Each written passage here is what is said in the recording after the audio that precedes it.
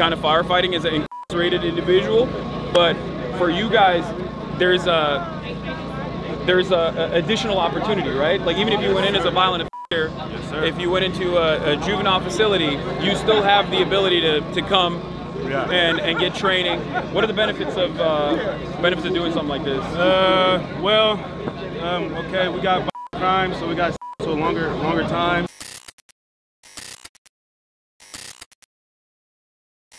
Back? You didn't wear your fire gear? No, not really. I thought you would have. I thought you would have worn your fire gear. You guys can turn on the lights in the back if you want. It's like not in focus. Oh yeah. It's just really focused on me. Okay. Well. Rob, show the people what they're here for anyway. You. There we go. All right. So. Everybody, also, yeah, make sure that it's not super high. Is it I have to check looking the at mirror you sometimes? Also, No, you can show me if you want. That's fine. Also, the mic might not be on. All right, it's a red light. Here, turn it around and give it to Mark. No, it's on. Oh, it is? Okay, we're good then. Here, look at the... Is there no audio? No, there is. I just wasn't sure if it was the onboard mic. Marsh, can you see the lights, LEDs? In the mirror? Are you trying to show me in the mirror? Yeah, bro. Turn it around. You can just turn it around. I can't, but I believe you. Murat, just turn it around. If there's LEDs, turn the camera around so we can see the back. No. Turn it around to me so I can see it. No, Murat. Yes, the mic is on. Why are you so difficult? I don't know what the rules of engagement are with this camera. Leave him alone. He's also zoomed in, I think. Oh, there we go. Let Murat Oh, that makes way more sense. Thank you, Marsh. Good. This man builds... He's talented in other ways. This man builds rocket ships. It's just my pretty looks. That's my number one talent. All right. Just not capitalizing on them. That's how he rose through the ranks. All right. Here, flip it to me. It's on you. All right, ladies and gentlemen, we are on our way to the Rose Bowl right now, where we are going to be linking up with a new friend of the show. His name is Scott. He's a producer, and he's also a recidivism activist. And we're going to be linking up with him because he is going to be feeding some of the firefighters that have been working tirelessly around the clock in combating all the wildfires that have been taking place in Los Angeles. So far, the last death toll that I saw was around 10, with more than 10,000 structures that have been burned to the ground. Obviously, this is one of the most impactful wildfires, certainly the most devastating wildfire in California history. And one of the lesser known aspects of combating wildfires in the state of California is the fact that the California state relies sometimes upwards of 30% of the firefighting force at any given point during wildfire season. California state relies on inmates, incarcerated firefighters. And some of these incarcerated firefighters make $5 to $10 a day, according to according to, I guess, publicly available data. Some of them makes upwards of $26 a day. Now, obviously, these numbers are incredibly low. They are incarcerated. It's a valuable training program, and until recently, they had no opportunity to join a full-time, staffed, employed fire department.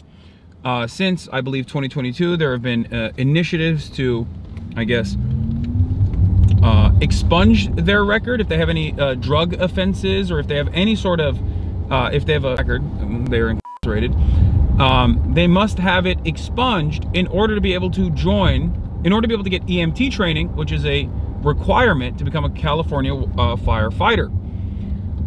Before 2022, the gainful employment opportunities for a lot of these incarcerated firefighters was very limited, only part-time jobs at best if they were really lucky.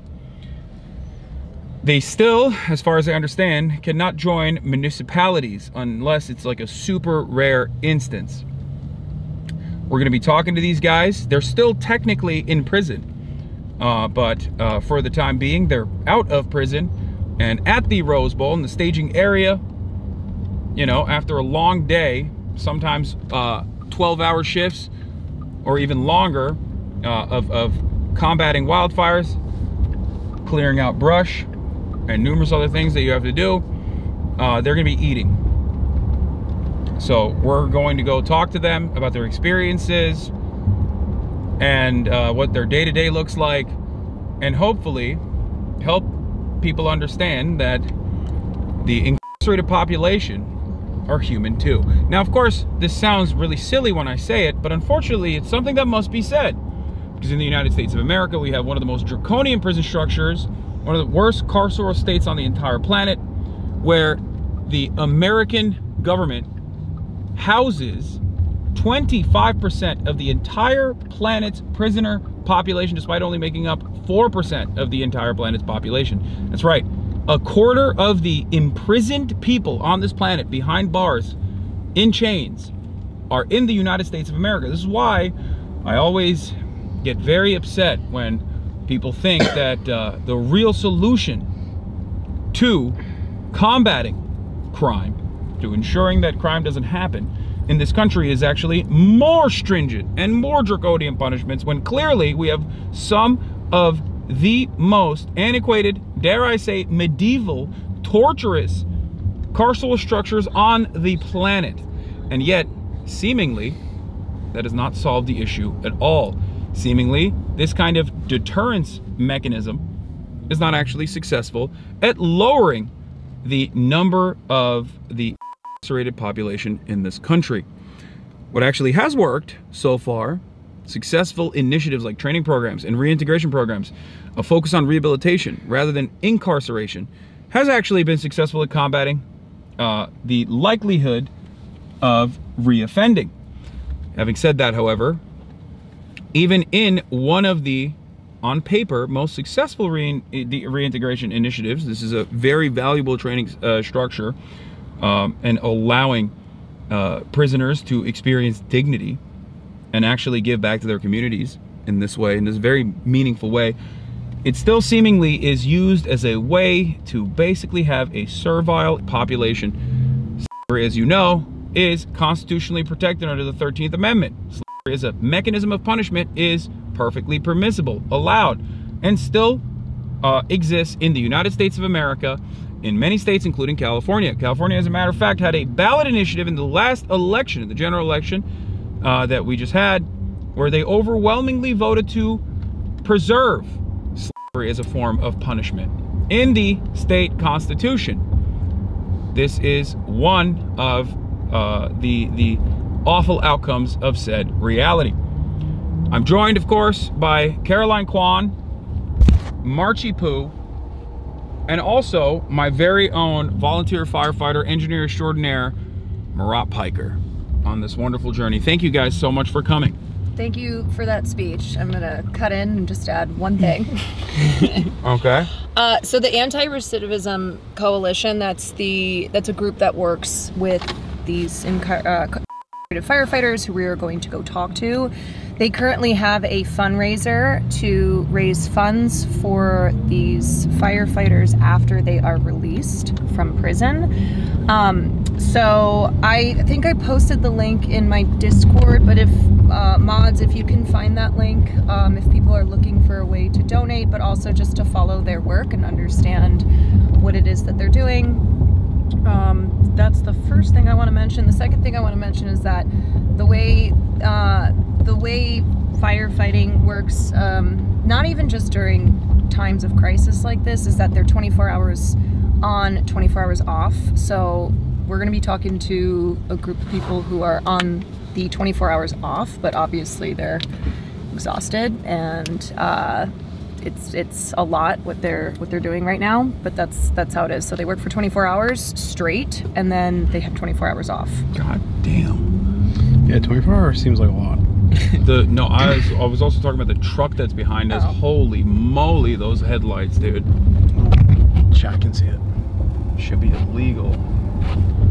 I can see my future. That's how bright it is. Yeah.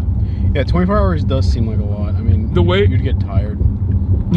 No, you're doing physical labor. No, I know. In Like it's really, it's not effective. and really warm and really hot conditions. So, which causes more dehydration than usual. But what I was going to say is the way this is going to work is that first we're gonna go over there. Some of you guys are gonna stay in the car while I go and talk to the people there. Scott wanted me to, you know, just like have a little bit of time off camera with them before we go in with the camera. We've gotten prior authorization, prior clearance as well. Even apparently. So are we going into like a makeshift prison? No, so they have like these giant trailers where I think it's like 3 levels of bunks that they sleep in, and this is where they stay in these camps. I think some of them stay in hotels too, even like they put them in hotels or trailers. I think there's up to 1,000 firefighters who are currently fighting the blazes. Yeah. So over the week it has tripled. Yeah, and we're going to be going to the staging area where you know, a lot of, I believe there's other EMTs there as well, like other emergency services there as well. I don't know if it's just the incarcerated firefighters, but we'll find out when we get there. Unless you know, Caroline, do you know? Sorry, what was that? Are there just firefighters at the place we're going to? I think it's just the staging area. Or is it just like a staging area? This, from my understanding, this camp this camp is where their base camp is. So it's a group of about 80, maybe more since yesterday when I was looking into it, but 80 incarcerated firefighters, and it's where they pretty much sleep when they're on their off shift, and then they go right back to work. But I was actually seeing Jeremy Lindfeld, who's the photographer. Jeremy Lindenfeld. I know he shot like the WGA and SAG-AFTRA protests, but I think he went and took pictures. Wait, and talked to them the guy today. that took photos from New York Mag? Yeah. Oh, I saw those photos. Those photos are bomb. Yeah, and he Caroline, he there's went a light and right talked. here. What's I think there's a light right here. Would you mind turning it on? Oh yeah. Did that help? Yeah, that helped. Is that better? Barely. The lights in the Porsche are... No, killing it here will make it better. Whoa, what are you doing? You're hitting the SOS? Whoops. What was that? Did you hit the OnStar SOS button? I don't know. No, you didn't. No, just close it. It's fine. They'll tell us. Don't worry. Hello, this is OnStar. Yeah, I'm gonna be like, I have a... Wait, no, you turn your line. This is I was turning this off. This is classic Murat, okay? When we were younger, he would do this all the time. He would do this all the time. I'm gonna be like, oh, I'm gonna fix the remote. Yeah, I would take the camera and be like, hey, yo, chat, let me just like... No, you know what I'm talking about. Try to get you better visuals. You know what I'm talking about. You know what I'm talking about. He would always... Oh my God. He had a Caroline, tendency. He had a tendency you don't like to the wanna... light? He had a tendency to... Okay? And... Oh my God, that's why he's an engineer. Hello. Yeah, but he would break it beyond repair in an effort to fix it. That's truly not... Abi, listen, like, I know you're about dramatizing the news, but, like, relax. I mean, they can see it. You can see what you're doing. In broad daylight, or the night light. It's all on camera, bro. Yeah. Okay, honestly, as an older sibling, I am gonna support Murat here because... Wait, what? He's the younger sibling. I know. What the fuck? But I know you. it doesn't make sense, but I am. But because it's Where you. is your goddamn... Because it's you, I'm supporting Older Murat. sibling solidarity? Solidarity, dude. What the frick? I'm just wait, saying. what were we talking about? Oh, Jeremy, Yeah, we were talking about the camp. We were talking about Jeremy. So I don't know if this is the group that he went to, but... Oh my God, the governor's there right now. Oh. Let's go talk to him. That's my man. Well, that'll be fun. Okay, as I was saying, Jeremy said that the incarcerated firefighters that he talked to hadn't showered in 5 days. They were not provided regular meals. They were working 24 hours in a row, and they were feeling underappreciated and underpaid. But they felt they felt like they really wanted to be there still to help their city. So I don't know if this is the group, because I know they have bases, in different areas, but I think that's why it is good to go and like bring attention to these incarcerated firefighters and let them Yeah, let them I tell talked their stories. I talked to Scott ahead of time, and I was very I was very demanding in that I wanted to, no matter what, I wanted to like bring something for these guys, but he was like, "No, I'm already bringing the food. What you're doing in terms of you know, sharing their stories and talking to them and sharing what they're doing out here, and you know, showcasing their humanity is infinitely more valuable. I still wanted to, you know, bring something, but gotta bring those pizzas. But no, yeah, it's not a classic point of activism unless I have boxes and boxes of pieces that I'm delivering. But this time around, no pizza. But he has a taco truck that he is feeding them with. So, Nice. and I believe he set that up already, and it'll be completely set up by the time we get there. So yeah, that's the situation. That's the short and sweet of it. We're there almost in like 10 minutes. We'll get there. Hopefully there won't be any problems getting in and out. We're going to a specific lot, and I don't know what we're gonna do afterwards, but you guys might have to sit in the car for a little bit while I go. It's okay, we can be entertaining. We can van.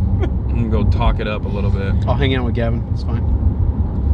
Man, that's why I'm actually not bringing in the camera, because I want to hang out with my boy Gavin in secret. Ask him how his hair is like that. Uh-oh. Is this the... Nope, that's the wrong way. Why does this do... Oh my God, Google Maps. That's fine. I've done this. This is the third time I've been in this area in this past month. And every single time, instead of going... Oh, because I took Mom to the hospital. Every single time, instead of going on the Glendale Freeway, I end up going on, continuing on Glendale Boulevard. Every single time. It's very confusing. How long have you lived in LA? 12 years. Only 12 years. Yeah. It's a big city. Yeah. It's hard no, to... it is. It's huge. It's hard to keep track of all of the things that are going on. This is also like a different city. It's a different state. Yeah, basically, for those of you who are oblivious, Los Angeles is massive, and it's very expansive, and it over-encompasses a massive swath of land with numerous little cities inside of LA County. And, you know, depending on where you live, you might never actually encounter certain parts of Los Angeles ever. I think part of that is also Well, a lot of Angelinos literally have never been to the ocean. I mean, living here for 12 years, I've been to the ocean a total like 8 but you times. choose not Aren't to you go. scared of the ocean? Okay, well, you know, He's worried about the Sharks? yeah. and the octopus. People The always octopus? discount that the octopus are terrifying and they're intelligent and they can kill you and they can suck you into the water. Have I told you about the squid run? What is that?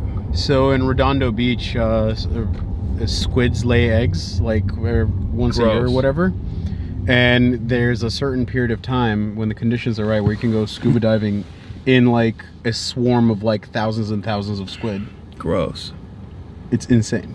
It is insane. It's insane to do such things. Do you know who loves octopus? Who? Will Knapp. I love octopus He too. watched my Octopus octopus friend. my octopus teacher. I and didn't watch He that. sobbed and he announced to me, he was like, "I'm no longer eating this brilliant." And I don't think He's he has. lying. He He's hasn't. definitely... No, he hasn't. He hasn't. I don't think he has. I've been with him. He- I've eaten it in front of him. He like. Okay, kinda I went will on a eat octopus crusade on his about it. behalf.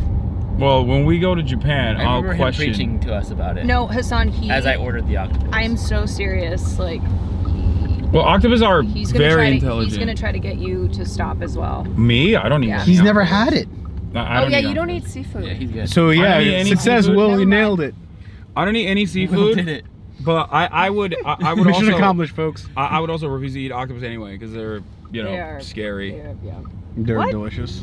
Octopus are No, so they're scary. brilliant. They're beautiful, brilliant creatures. Don't be scared. Yeah. Don't be scared. We'll put you in a Oh, Bless you. mama. Oh, okay. That felt good. Let it out.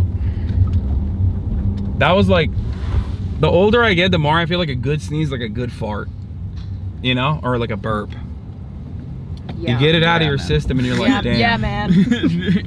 Yeah, man. Okay. Why are y'all Anyway. acting like you don't? You gotta let the demons out, Because Hasan. Marsh and I don't. We don't. Is Marsh also a girl? What is Yes. this? Like Caroline, I get it. You're a girl. Girls don't fart, but And neither do I. Why are you laughing? One time Kim Kardashian said that she doesn't poop or fart. Like, unironically, like seriously. Yeah. I believe it. I believe her. I believe her. I do too. I believe her, but only because, not because she's a woman, but because she's an alien. Yeah, speaking of aliens, Mark Zuckerberg, what is this like douche lord new look He got hit with a Dominican ray. What is going on? I think he saw everyone being like, Mark Zuckerberg is AI. Yeah, like, he's Lil Zicky. Lil Zicky, yeah. He's Zuck Harlow. From the window. He's yeah, I mean he's just doing the right-wing pivot. And it's funny because like a lot of right-wingers are like, nah dog, you are public enemy number one, persona non grata, I will never trust you. And I think it's really funny because like for right-wingers it's just like, if you were an outspoken liberal at some point, I guess Mark was, I don't really fully understand how he was, because he in 2017 very famously said he doesn't have an issue with Holocaust deniers being on his platform. And then I think afterwards he got into like the really censorious liberal side of Facebook moderation. But even then, Facebook has never not been a QAnon, you know, stomping ground. But they've always hated him. They've always hated him, and they don't trust him. And that's all that matters for conservatives, is that like you were found to be libtarded at a certain point in your life, and then that's it. They don't even trust him anymore. They don't trust this pivot. They think it's like fake, which it probably, I mean, it is. Yeah. It is fake. Dude, I don't know, man. Conservatives get more stuff right than you give them credit for. Like what? Getting this right. This is Murat announcing he's MAGA. Murat is the most MAGA-coded man in America. His favorite activities are mudding. Well, what kind of mudding? The best kind. Have you ever heard of rednecks with paychecks? It's sick. I really want to go. What is that? It's everything you imagine that title would mean. Rednecks Now I with wanna go, what? too. Paychecks. Well, I can't imagine what that is aside from getting paid. Google it. No, rednecks with paychecks makes sense. It's like, you know, rednecks with a lot of money that they spend on their incredibly souped up lifted Oh, like the guy monster who trucks. bought Taylor Swift's guitar and then from an auction and then immediately broke it in like this I like this guy. I don't agree with what he did, but like Murat, come on. It's so stupid. You have a fiance who is a Swiftie. Come You're on. gonna get killed. I'm trying to get canceled right now. Don't you understand? There's no higher allegiance that a Swiftie has. No, I don't agree with what he did. I just like such an aggressive thing to do. You're about to have your wedding called off, son. Murat, I can't support you in that. I'm sorry. Yeah, I hate what he said. Also, I'm so sorry, Swifties that are watching right now. Yeah. Hey, listen, I went to the Eras tour. Did you? I was not allowed because of my You admiration. loved her too hard. Thank you, Mark. Yeah. Exactly. Am I the only one here who's actually seen her live? You know, I'm not Ooh, worthy. Deadening silence. Yeah, I'm okay. not worthy of Yeah, please go ahead. seeing her, Defend her. so- No, I'm just simply saying. Okay, that I'll defend her. Climate change is fake, and she should be able to Fly wherever she wants. fly however much she wants. 17A. I mean, hey, my girl's into aviation. Like, I like that. Yeah. Yeah, you're in the lab cooking up new ways for her to pollute the planet. I mean, like, kind of. Okay. We're near. We're like 5 minutes out. Also, did you fart earlier when you burped? No. When I sneezed? Or when you sneezed? No. I don't know, I can't not keep straight whatever's happening. No. I just sneezed. Wait, why? Does it sound like- Somebody farted. It doesn't. No was one even earlier. brought it up, Caroline. So I didn't Or smell could it be like some weird smell you're getting from the fire nearby? Now I you're didn't- blaming the fires, Murat? I didn't Wow. smell it. So whoever smelled You it, know Half dealt the it. state's on fire? Like, what do you mean? Excuse. Whoever smelled it dealt it. That's the rules. Even if Yeah, they're but she's girls. female. She doesn't fart. Whoever did the rhyme did the crime except for me, who You're obviously rhyming had right to now. rhyme. You're rhyming right now. That's Yeah. double. Well, Double jeopardy. But this time nope, that means you're I said doubly no. guilty. No. I wish there was smell-o-vision on this camera. So we could just kind We'll of get focus there. in back there. Like the Nintendo Switch 2 will have.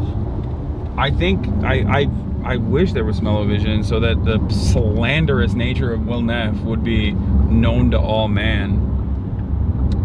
Actually, it's probably better that there's no smell-o-vision because when I burp, it does smell. All right. Well, whatever. I eat garlic. Okay, I'm a man. Well, Who likes to eat garlic? Will does like bodily functions as humor, like farts and burps and. Yeah. I mean, it is funny. It is funny when he does it. That's true. Farts and burps are very funny. Sometimes though, I could do without it. All I'm saying is, the worse they are, the funnier. Like he'll jump in the air. That's hilarious. Like I'll be talking about something serious. Okay, you're really undermining the point that you were trying to establish earlier. Yeah, I don't think this is working, Carl. That farts are not funny. They're hilarious. He's got a routine? So much. Baby. We're effing? We're coming back. I think We're it's. coming back. I think it's this. We're back. We're back. This area here. That's crazy. So we do have spot reduction. We're back. That was fast F. That's crazy. On lowercase f. Yeah, we're back. The fact that this backpack this backpack also F's is crazy. Bro, you don't have like a cable connected to the mainframe. Like, That's what he needs though. Once we get that schmink. yeah, I don't know about that. Once we get that schmink, then we'll have complete unlimited bandwidth, uninterrupted. Oh my Okay, Elon's gonna Neuralink us all, and then we'll be able to Well, stream. oh my God, here. what? Honestly, I kind of want a chip put in my Then head. we'll be able to stream I just at love avalanches. They're 6K awesome. bit rate at all times. I feel like my memory has gotten worse. So I'm like, just put a chip in my head. Just do it. I mean, we are getting older. Elon bat chest. Just do it. Neuralink bat chest. It's like that Black Mirror episode Yeah. where they put the. I was like, you know what? I'll take that. I'll do it. Yeah. Dude, this is not a flattering angle at all. It's not a what? Flattering angle? Right, you have no unflattering angles. They're just all bad. No, they're all. Oh, he's saying you're a Chad. You're Saying you're a Giga Chad. Yeah, what's wrong with you? Okay. Take the compliment, bozo.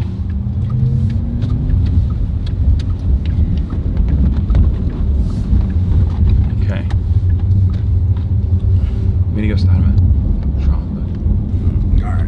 What's Have you- going on back there? Have What you is guys that? ever been to the? Oh, my God. God. What is that guy doing? He just stopped in the middle of the road. Indecisive ass. That's craziness. You know, if you're getting on the wrong highway, you just gotta go, okay? And then you're gonna have to turn around. You can't, like, fly across. Have you guys been to the Rose Bowl? I've never been here. Well, period. It's amazing. They have it once a month. My mom would appreciate the things that you're saying. It's like the granddaddy of flea markets. There's apparently a swap meet in Long Beach I really want to go to where they sell like high performance engines and stuff. What? The most undecisive. Show this guy.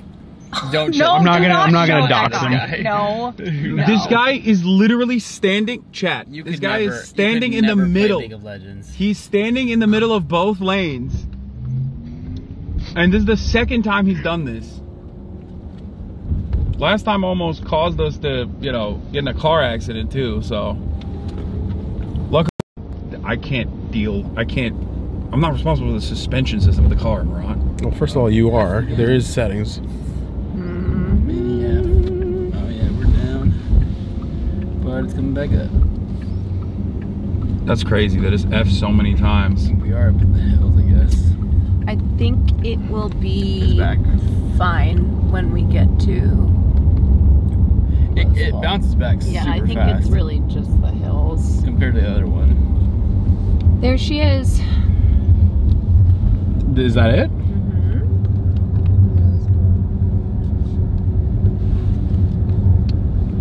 Incident base. Try to say it's great, it just refreshes instantly. Alright, Glaze. Ground support supply fuel. Oh my God, this guy's the worst, dude. I mean, he's. Well, it turns out he's a volunteer firefighter, Yeah. like trying to save lives. Yeah. He's like, this guy sucks. Yeah, just learn how to drive, asshole.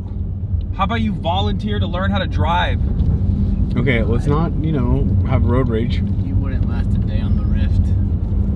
Wait, why are you saying that? Oh, did you see those tents? You can't control your anger. Your jungler would kill into your lane, and you would just lose it. You'd throw your keyboard through your monitor. Yeah, well, I'm never gonna. Yeah, this place is huge. This is way more than 80 people. Yeah, no, that's what I thought. It was it's a staging area for numerous different firefighters, numerous different brigades, probably EMTs as well. They got cranes. Gotta lift things up. This is pretty cool. I'm not gonna lie. We're very fortunate to be able to have this opportunity. Well, I mean, I wish this base camp wasn't here because we didn't have fires, but yes. Yeah, no shit. I think that's established. Bulldozer! Comigo stand, mama. Yeah, I got it. I got really excited about bulldozers. I got it. Merhaba. I learned Turkish. Oh, merhaba. Merhaba. And to you as well. Oh, I see.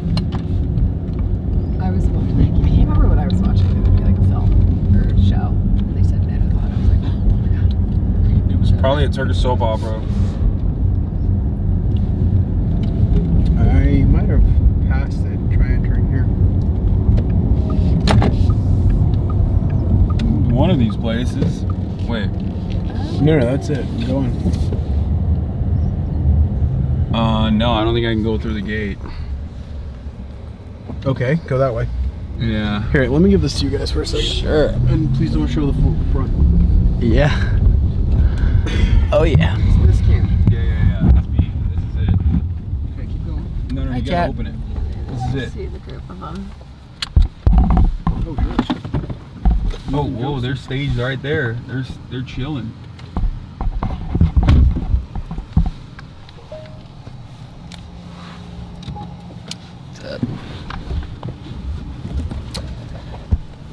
Anywho, I'm gonna go to bed. I'll see you tomorrow.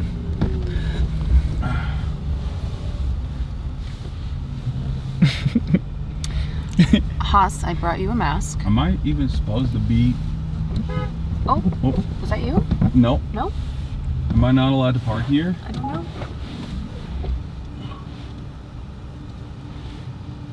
Cop came up. Wait, there's cars over there. I think I'm gonna park next to the civilian vehicles and not the. And not next to the, Not next to the fire fire trucks. I see orange jumpsuits. Yeah, the orange jumpsuit guys are the inmate. Yeah. Mm-hmm. Figured. All right, I'm gonna go and talk to him real quick. All right. Stay Talk to him. Oh my God. Turn off. Sorry, see you guys. I just made a Haley Welch joke that you guys didn't catch like 30 seconds Wait, ago. What did you say? I'm so sorry. I'm so sorry, Mr. Well, I said, anywho, I'm gonna go to bed. Oh, Which is the last thing she said, and then disappeared for dude, 3 I weeks. didn't even realize that you were doing a Haley Welch. So, Is she it's still called a sleeping? callback, Caroline. Yeah. I mean, In comedy, we call those a callback. you know what? I have no humor. I'm sorry. Anyway, welcome to the Marching Caroline Power Hour. Yo, finally. Finally, we should start a podcast. Finally. We should just. I can't move, guys. Can you show them my You guys, legs? I just have to tell you too. This is how I wrote. Okay. Look at Marsh. Okay, Look hold at his on. legs. I need to shine Let's a light see on if you this. can- Okay. Okay. Okay, see this? So we were like, Hasan, can you pull up a couple inches of Oh your yeah, chair? this is after he pulled This up. is after he pulls up, and then he's like, yeah, can I go back now? You're like, yeah, we'll just cut Marsh's legs off. Don't worry. So anyway, I can't really move. Look at your poor legs. I'm just getting my shoes all over his leather in the Porsche, and I don't care. Do you, yeah, no. He can get those Fuck it replaced. up. Do you wanna, sit in his... In the driver's there? seat. I Oh, think- that's so yeah, smart. 'cause You're I so don't know how long smart. it's gonna be. Let's move. Yeah, I'm gonna do that. Okay. All right. Okay.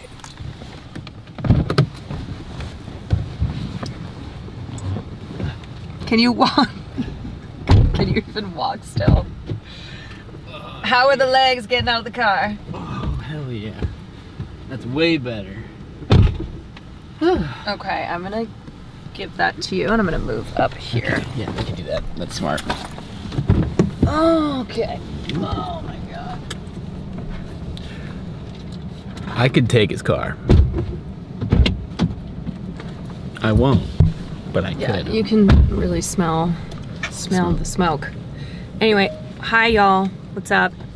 Hey, y'all. Hey y'all. I'm so sorry I missed your Haley Welch joke. It's okay. It was chat. See, it's not for you. It's for them. It's for them.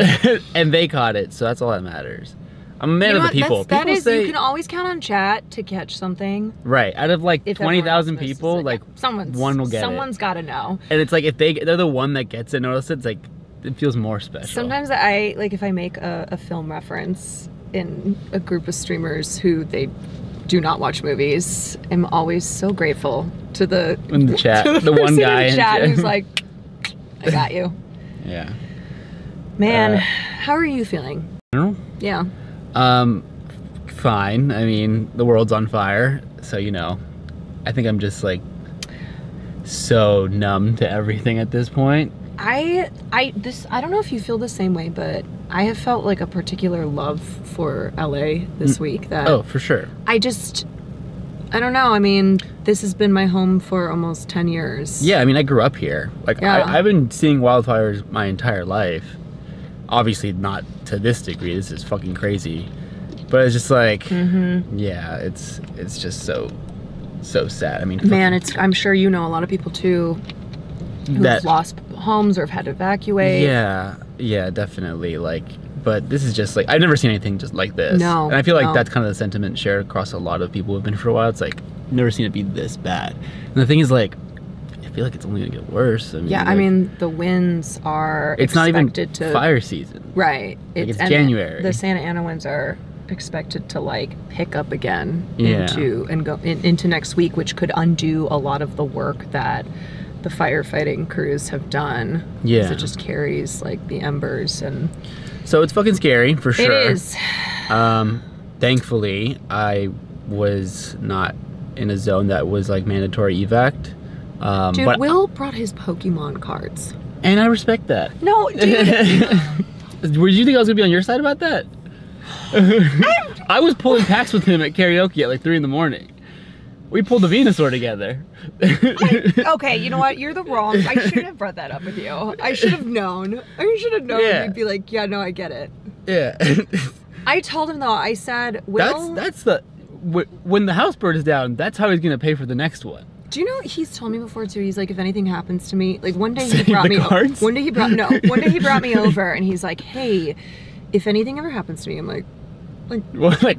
What are you trying to say? because if if something bad happens to me, I want you to know where the Pokemon cards are. Oh, and he has them like in a Like safe. he had like, no, it's not in a safe. It's in a box. It's in a box, and he's like, I between want two you. saves and a hidden trap door. It's like I want you to have these. He's like, it's worth at least at the time it was like $1,000 worth of Pokemon cards. Okay, not a lot. I was like, not as much as I thought. I was like, for the way is he that was the talking most about. valuable thing that you have? This is. I was like, okay. He goes, so if anything happens Some people to have me, like priceless family heirlooms or just like a bunch of guns. He's no like- man, it was these Pokemon cards. And he was so serious. He was so serious when he's like, if anything happens to me, he was like, this will keep you and Farley going for a little while. I was like,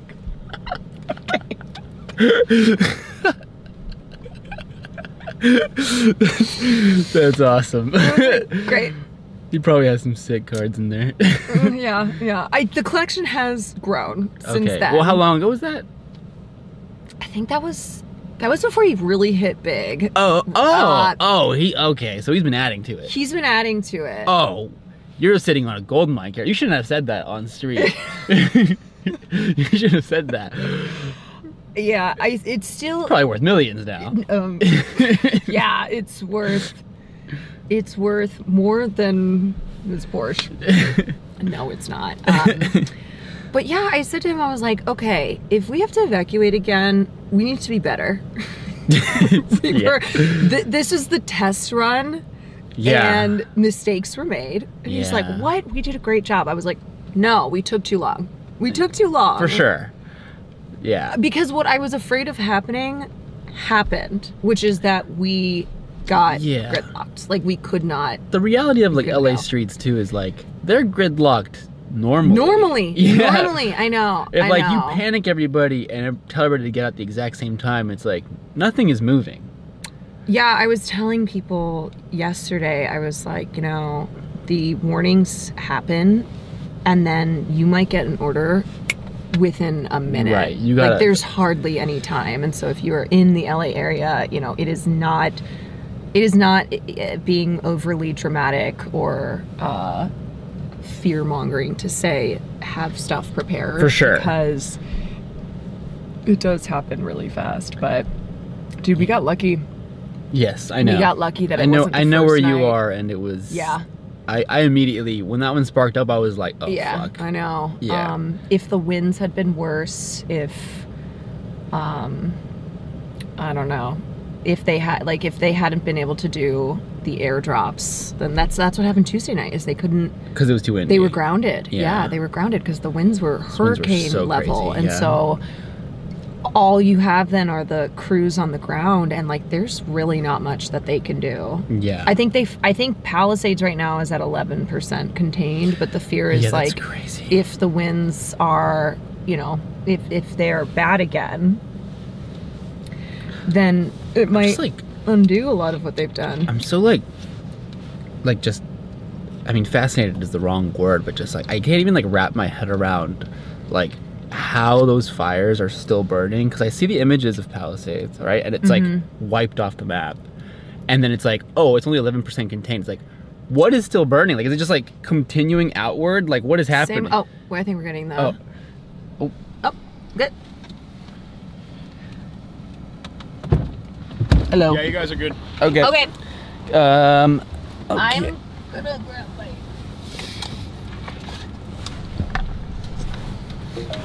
I would suggest wearing that mask. Yeah, I'm gonna. I just gotta get them out, get the kids out of the car real quick. Get them out of the high chair. It's not good out here. No. Okay. Leave that behind. You got the keys? Yeah. Please hold, chat. Bear with me as the camera is shaky as I'm putting you on my back.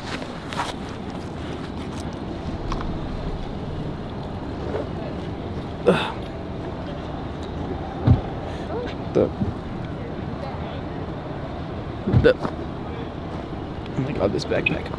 Okay. Okay. Oh, I put this backpack on wrong. Hold on. It's a new bag, chat. It's a new bag. Hold on. Caroline, I need your help. Yeah, I get you. Oh, I'm good. I got it. You sure? Okay. Yeah.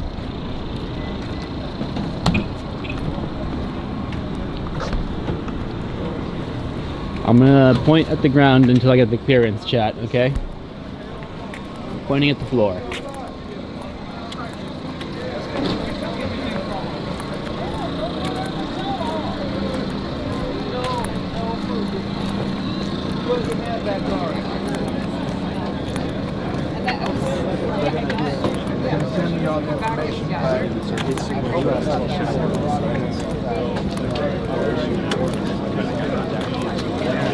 Excuse me, sorry. Can I? What's up, bro? How you doing? Hi, I'm Mark. This is Mark. This is Caroline. What's up? Can I? Yeah, you can show now. You can. The only thing I should know is that, like, there's always been Alright, that misinformation online. When he came into office, Cal Fire budget was $2 billion.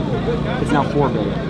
Yeah. There were 7,000 firefighters. It's now 14,000. He's doubled everything. So Yeah. he has crushed it as a governor. In this one issue, Yeah. he has crushed it. Oh, yeah. No, I Yeah. Whatever I give- Trump has to say. no, I don't care about that. I know you don't. I'm just like. Just as long as we don't get into homelessness. Yeah. It's fine. Oh, you his, know? his homelessness deputy is right. Where is the whole system? Gavin is right behind us right now. Big Gav, gruesome Governor Gavin Newsom, California. I've never met him. California Oblast, ruling with an iron fist. But we just talked. What do you want to tell the camera about yourself? Scott Budnick, movie producer, spent 14 years making The Hangover and Project X and a bunch of stupid shit. Went into juvenile hall, met a bunch of incarcerated kids, and started doing this. And here we are, still making movies, but doing this is what kind of feeds my soul. And what's the group that you work with predominantly? Like you have a recidivism. ARC. Right? So an organization I started. So after I was making comedies, then I did that, and now I'm back in the movie business making movies. But I'm still on the board of ARC and doing this kind of work. We were supposed to have a meeting on Friday, and I got evacuated. That was like not. I didn't even realize that you were doing this thing. We were supposed to have this meeting, and I thought it was like a regular, you know, sometimes producers and stuff like that hit me up. And then Caroline was like, oh, I was doing some research on like incarcerated firefighters, like where to donate and whatnot, because it's something that we talk about quite a bit. Yeah. And he was like, oh, there's this guy, Scott Budnick. And I was like, I know this name. Where do I know? It's like, oh my God. It's Wait, you figured this out? Yeah, she's the one. Yeah. I'm like, wait a second, that's crazy that these two things intersected. We actually have a mutual. What's going on, man? Kimbo, nice to meet you. Yeah. Hasan, So nice I to meet saw, I you. was like, oh, this guy. Okay, I think we gotta connect with them. That's crazy. Yeah. Big Kimbo right here. All right, yeah, let's do it. Kimbo, you're on Twitch. What's up with it? How's it going? So, from what we guys understand, Scott was telling us, Scott was giving us the lay of the land here. Okay. So you're originally from juvie, right? Or Nah, I'm a youth offender. You're a I youth caught my offender. case at 18. So yeah, all the red caps here in particular, if you can show right there, they're all from. Are you guys all from the same correctional facility? Yeah, we're all from Growlersburg Fire Camp. Okay. We're the Wild Peak Crews. Okay.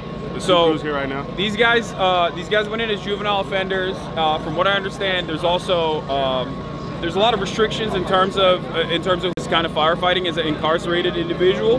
But for you guys, there's a additional opportunity, right? Like even if you went in as a violent offender, Yes, sir. if you went into a juvenile facility, you still have the ability to come and get training. What are the benefits of doing something like this? Okay, we got violent crimes, so we got sentenced to a longer time. Yeah. And we're supposed to go to high level security yards, real serious stuff going down, real dangerous yards. But with this opportunity with Scott Budnick, he let the guys that got caught up at 18 not have to go do time with like OG lifers and all that. So we got an opportunity to come to fire camp and we get time cuts, so time off our sentence, a bunch of time off our sentence. We're like the highest paid inmates in the whole system. What's the pay though? It's still pretty low, right? Yeah, it's still low. It's low. I think I get like 180 bucks a month. That's crazy. They give you extra, like extra when it's during a crisis, right? I was reading that you were supposed to. Nah, we don't get no extra during no crisis. No? Not for us. Maybe the free firefighters, but we don't get no extra during the crisis. But there's supposed to be a pay increase in the future. We're supposed to get $5 an hour, but that's still low for like people on the street. But for us, we're like that make us like we'll be doing real well. Yeah, but you're doing crazy work. You're out here. You said 24 hours in, 24 hours out, right? And then sometimes they do 12 hours in, 12 off. But I mean, it's what are some of the things that you do on a day-to-day basis out here? All right. We go into.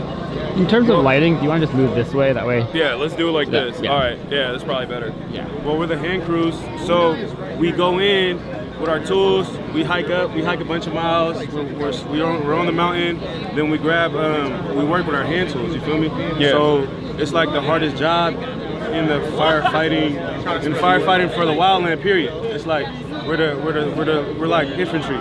We're the foot soldiers. Yeah. So we're cutting line, we're scraping brush, we're using chainsaws, scraping brush, we're making a path between the fire and the rest of the fuel, the community, the brush. So we make that barrier, we create that barrier with our hand tools, but it takes a long time, it takes hours and hours, and we go where the bulldozers can't get to. You feel me? So we're going tight spaces, real steep, where a bulldozer would like fall if it would try to go up there. It's crazy. So yeah, it's crazy stuff. We sleep out there. We get our rest when we can out there on the mountain. It's crazy. Yeah. So it gets dangerous too, right? It's dangerous. Yeah. It's dangerous. I have to dodge rocks sometimes coming down. Dodge them. You feel me? I swear to God, my mama. We got to. This is crazy, bro. It's crazy. It's dangerous work. Will you like it? Yeah. Do you feel like it's almost like a respite from being? Is it better than being in prison or no?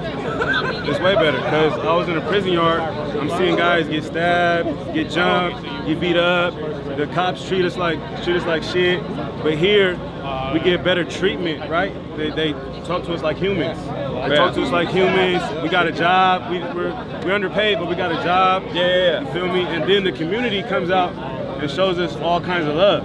We never received that growing up. We never received that kind of love, that kind of recognition for anything we've done. So now, doing this kind of stuff and all this love coming, that's life-changing for a lot of guys, because that's all they be needing is a little bit of recognition. With this, it's life-changing, and we get opportunities at careers. How long was your sentence? You don't mind me asking? 17 years. 17 years? Yep. God damn. They're gonna shave it off. Yep. They're gonna shave it off. They're gonna shave it off. They shaving some off. They better shave it off. But you feel me? We ain't breaking. You know what I mean? We ain't folding. You feel me? 17 years. But now I'm at camp. I got about 2 years left. 2 years left. I had to work a bunch of time off with schooling and graduating high school. How old are you now? I'm 25 now. I'm forgetting. I've been down for a minute. I feel you. I started at 18. I'm 25 now. And you got linked up with this program how many years ago? I got to fire camp last year in November. That was the first time any person like mine with my kind of case, violent crime, was allowed to go to fire camp last year in November. So we're the start of it. What about for adult offenders? Do you think that like it's a good program overall, right? Like it's like. Even if it wasn't fighting wildfires, like, do you feel like these kinds of initiatives? You talked about being feeling like a human, right? Feeling like a sense of dignity from other people. Do you feel like these kinds of programs, reintegration programs like that, would be successful overall? Like in terms of giving you proper training and giving you tools to one, lower your sentence, give back to the community somehow. And then when you go out, you have, well, I'm not entirely sure about the wildfire programs in general, but like in general, it's good to have that kind of work experience so you don't feel like your life is lost. Yeah, it could be successful, but the thing is the pay. The work compared to the pay is like, it's crazy. Yeah. So a lot of guys get broke off on the mountain, get their body get beat up, you know what I mean? Yeah. But if the pay went up, more guys would be more grateful for the opportunity. Yeah. We're grateful for the opportunity. We got all this time. You feel me? We're young. Then we're real excited. We're real motivated. So when we get out, we're firefighters. You feel me? We're not running the streets anymore. Yeah. But for the adult crews, I mean, it just depends on their motivation. But it's hard work. So if you're lazy, you're not gonna last. You're gonna hate it. But if you're motivated to better yourself, it's gonna work for you as long as you work it. I feel you. Yeah. It's nice to hear from you, man. I don't want to keep you from eating your food. It's all good, man. It's pretty It's cool. my 24 down. I appreciate you guys for coming out. Yeah, nice to meet Appreciate you, it, bro. Nice to meet you too, bro. Anybody else want to come on? Xavier, he's down to talk, and then if you guys want to... Come here. Let's talk. Yo, those are... Does the state give you those? Yeah. We get them brand new. Those are kind of drippy, dude. Just a little bit. Yeah. So you look fly on the mountain. It's something nice. Yeah. Do you get to keep it? Do you get to keep the hats? Yeah. Oh, you get to bring it back? Well, everything, they give us everything. Everything's kind of state issue when you get there. They kind of prepare you for the fires. So that way when you get out there, do what you gotta do. I'm saying, like, when you go back, do you get to keep them? I don't think so. It's crazy. It's considered an antique. I don't think he wants to keep that either. I'm not gonna, I'm gonna cop his shoe. You're like, hey, can I get this? No, but I did see some jackets there. They're pretty sweet. All right, bro, chill. We're not gonna take their clothes off their back, bro. They're fucking fighting wildfires out there. Look, we'll give it to you, man. We'll give it to you. It's a donation. All right. So, how are you guys feeling? Is the tacos good? We're blessed. Yeah? I haven't even tried them yet. I'm not gonna lie to you. Do you want to eat first? No, I'm good. I just ate. No, I'm good, thank you too. While you eat, you talk. How about that? And then swap it out. So again, Xavier and Angel for those who. You don't want to eat on camera? Nah. I gotta go wait. There's hella ladies watching right now. They're gonna be judging. They're gonna be judging the way you're eating. He's not shy. He's not shy. No, don't even worry. He eats on stream, and he cannot be worse. I'm fucking with you. He cannot be worse. Yeah. So how are you guys doing? We're blessed. We're blessed. You know, we're taking it all in. We just came down from the mountain yesterday. We were assigned to the Eden Fire. Our division, you know, was meeting up with other crews, doing some hand line. The dozer only goes so far. You know, our job is really to kind of get in the cracks and crevices where the dozer can go. And when we get out there, we work as a team. You know, this guy is crazy out in the fires, man. This guy goes crazy. This guy goes crazy. This guy. So, let me ask you, how long you guys been training? It started with the program. It's a relatively new one, right? Yeah, it's relatively new. I mean, fire camps have been around for a while, but as far as for us, you get sent to a training facility before you're even allowed to come to a fire camp. And the training, honestly, will not prepare you for what it really is. You know, it's only a 2-week program. You probably do a couple sets of push-ups, run a mile or so. But yeah, but it's like, but does not prepare you it's for nothing the real compared world. to hiking with a pack on or having to cut line for hours. But yeah, like I said, I mean, you won't be able to really figure out what it's about until you get to a fire camp. Yeah. It's a lengthy process. I think these facilities try to imitate the feeling you get when you're on the mountain. You know, the hike can be miles and miles, and you know, you got to carry this water, and your circumstances are subject to change. You know, depending on the winds and how the fire increases over time. You know, and these places really just cannot imitate that emotion, that feeling you get when you're up there, you know. And before these fires this week, had you guys fought any fires before, or is this your first? No, we were just here at the Ventura fire, the mountain fire. Okay. Oh yeah. Just recently. So that was our most recent fire. I mean, fire season just passed, so the last couple of fires we have caught has been down south. I mean, this is kind of crazy to be your first experience. Yeah.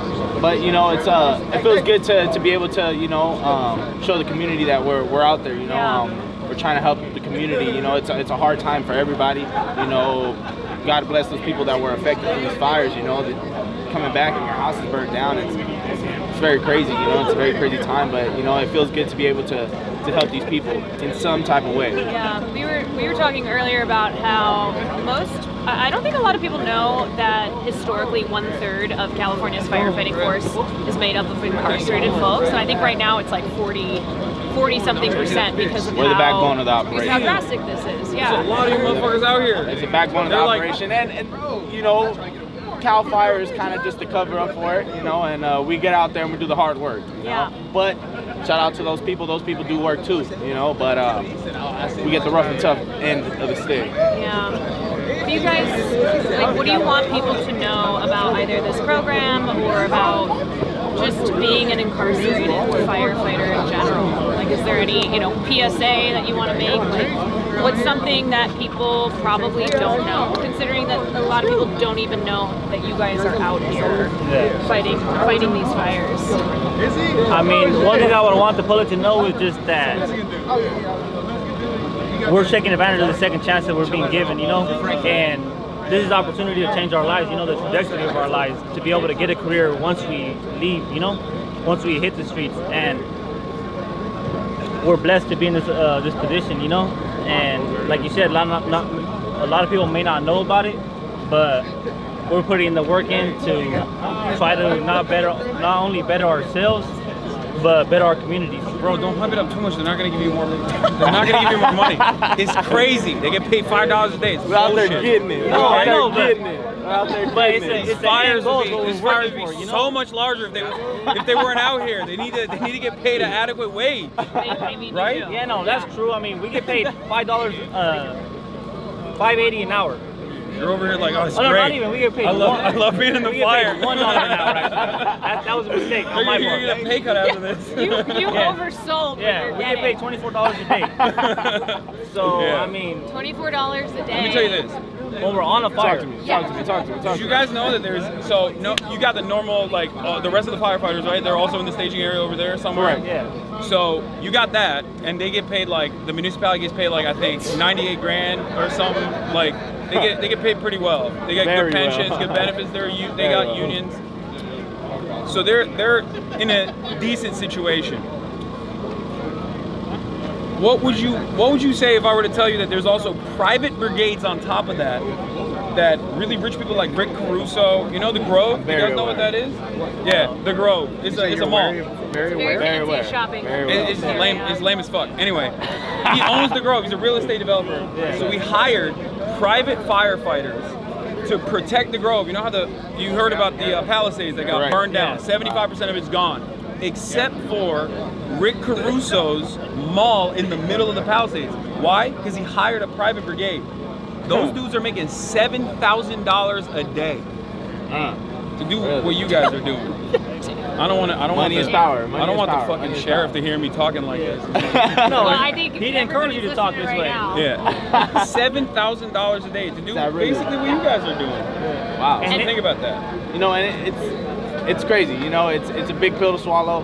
But in this case, the return that we get is our second chance at life. You know, this is a pilot program. You know, a lot of us made decisions before our brain was able to develop, before the age of 25. You know, so I mean, this is our second chance, and this is our second chance to prove it. And you know, at this point, it's a blessing. You know, it's not more about the material, but the growth that we gain from this experience.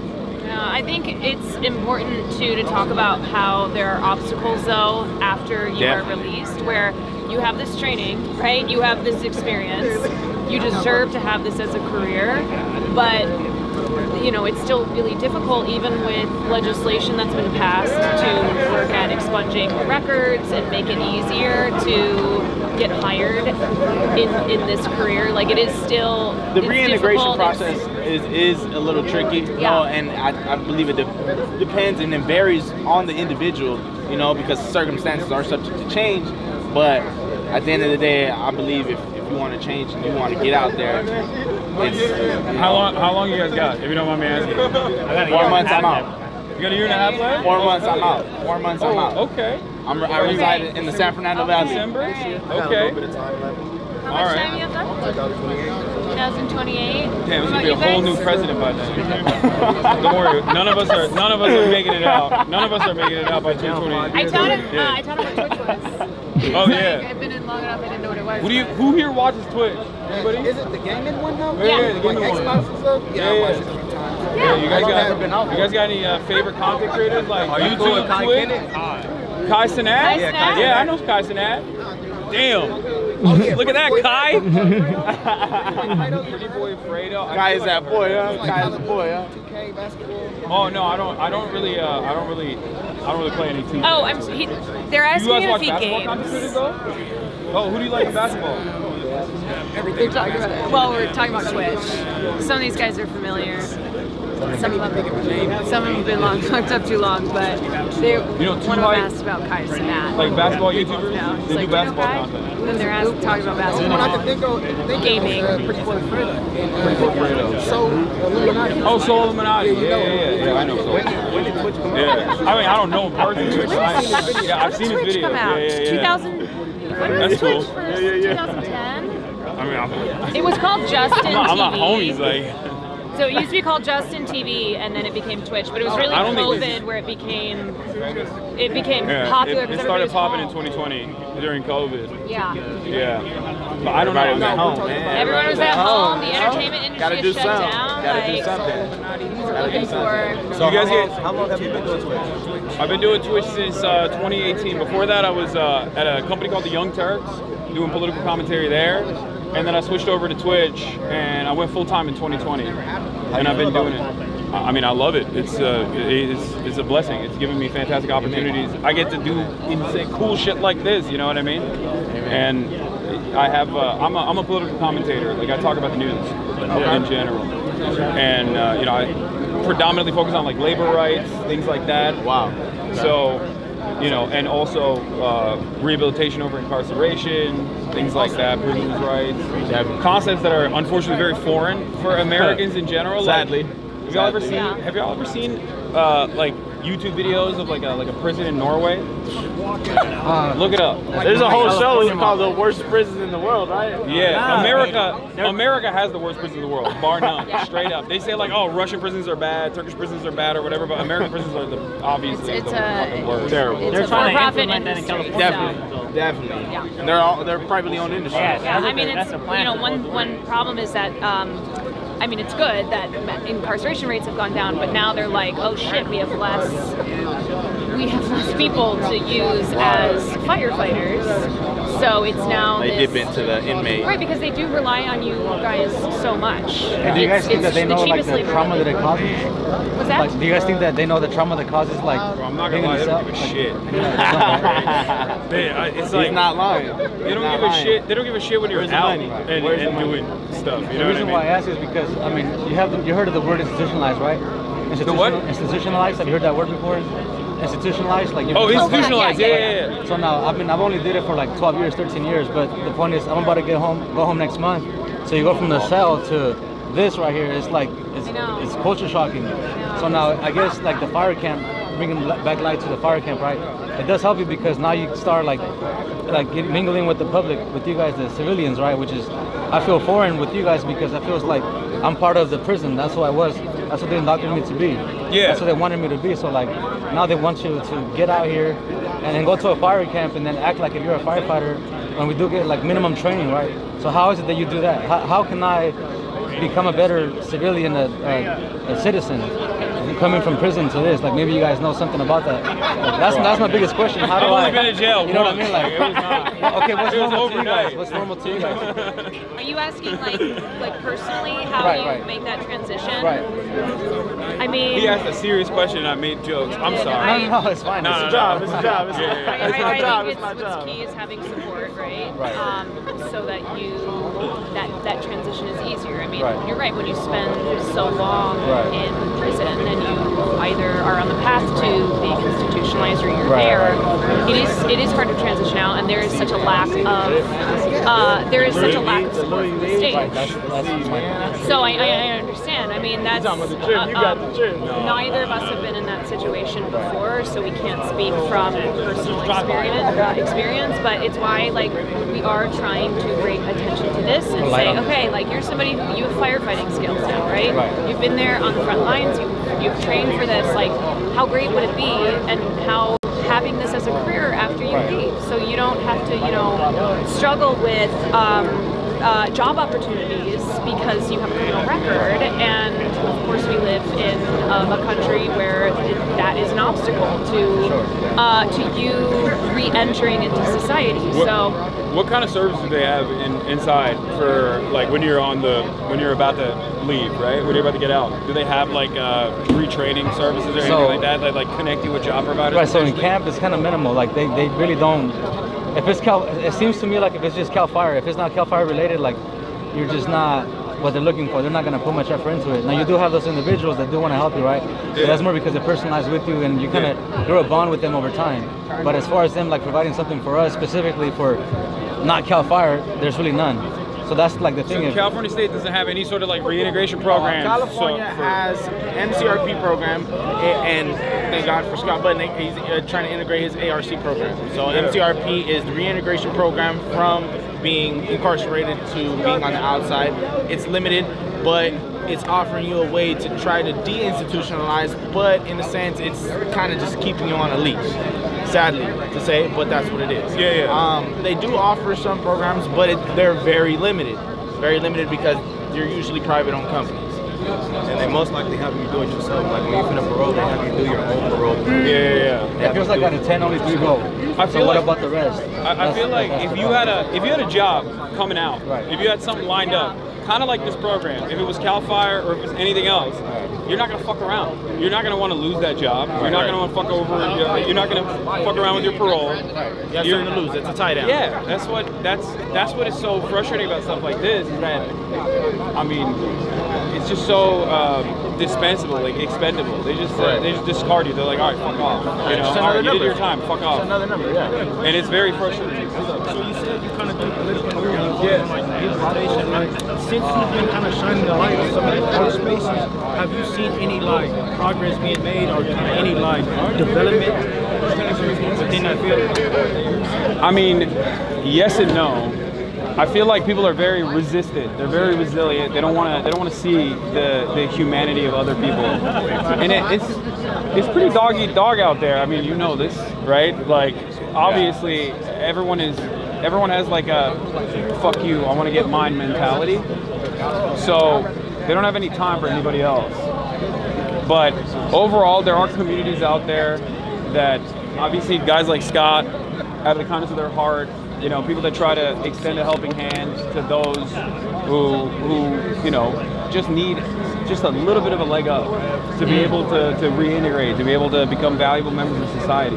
There's great examples of that too. There's plenty of convicts that, like, you know, ex-cons that you know, made some of themselves after Big places. Yeah, big blazes. Made it big places. Oh, made it big blazes. Yeah. Like, I have seen so much news coverage speaking about incarcerated firefighters, and I've seen people sharing stuff. I know it's the first time that they've heard about that, so I think it's even just that first step of like. Yeah, of course. Come over. A lot of the guys out here who are fighting these things. Get in here. Stand right here. Talk to him. I just want to say hello to my daughter out there. I haven't seen her in about 11 years, and yeah, I love you, baby, and hopefully I'll be out soon, and yeah, I miss you a lot, and hey, be good out there and get your mom right, okay? Love you. That's right. He's doing the Lord's work. He's protecting people in California right now, every day. Doing my best. What's your name? My name is Salvador Serna. I'm out of Tulare County, and I miss everybody. Nice to meet you.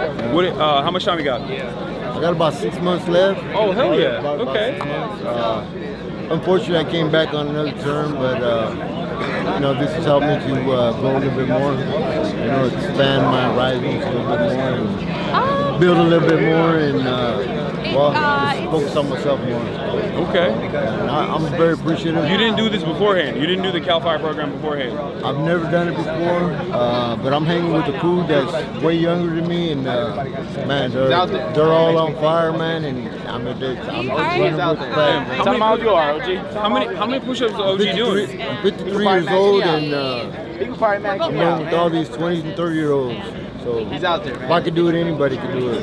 He's in the Wild Peak crew, so everybody in this crew is under 25. Yeah. Tell them, OG. OG's That's under true, 25 man. too. For sure. In heart. At heart. At heart. Well, I've been walking in circles for many years, so All right. I appreciate it very much. And thank you. Of course. Nice to meet you, man. Thank you for everything you're doing. Hey, thank you again. Sir. Keeping the streets safe. Yeah, doing my And best. so we are, you know, in the type of coverage and content that we do on the street, like as leftists, we try to bring attention to these issues because we want better for everybody. So he was asking, like, why do we care? Like, how we got involved, and like, that's a long story, but I try to explain to people all the time that are listening that they are closer to where you are, and I am closer to where you are than we are to a guy like Elon Musk or a billionaire or a multi-millionaire, you know, owns multiple condos, properties. Like, obviously sometimes people don't have a good starting position in life, you know what I mean? And they get lost in the system. Like, no one is like truly evil. I mean, okay, there's some motherfuckers who are truly evil, but like child molesters, they're evil. But like, other than that, you know, everybody has a story. Everybody's a normal human being. Yeah. A lot of good in people. I remember It's all about maximizing potential. Breaking that stigma.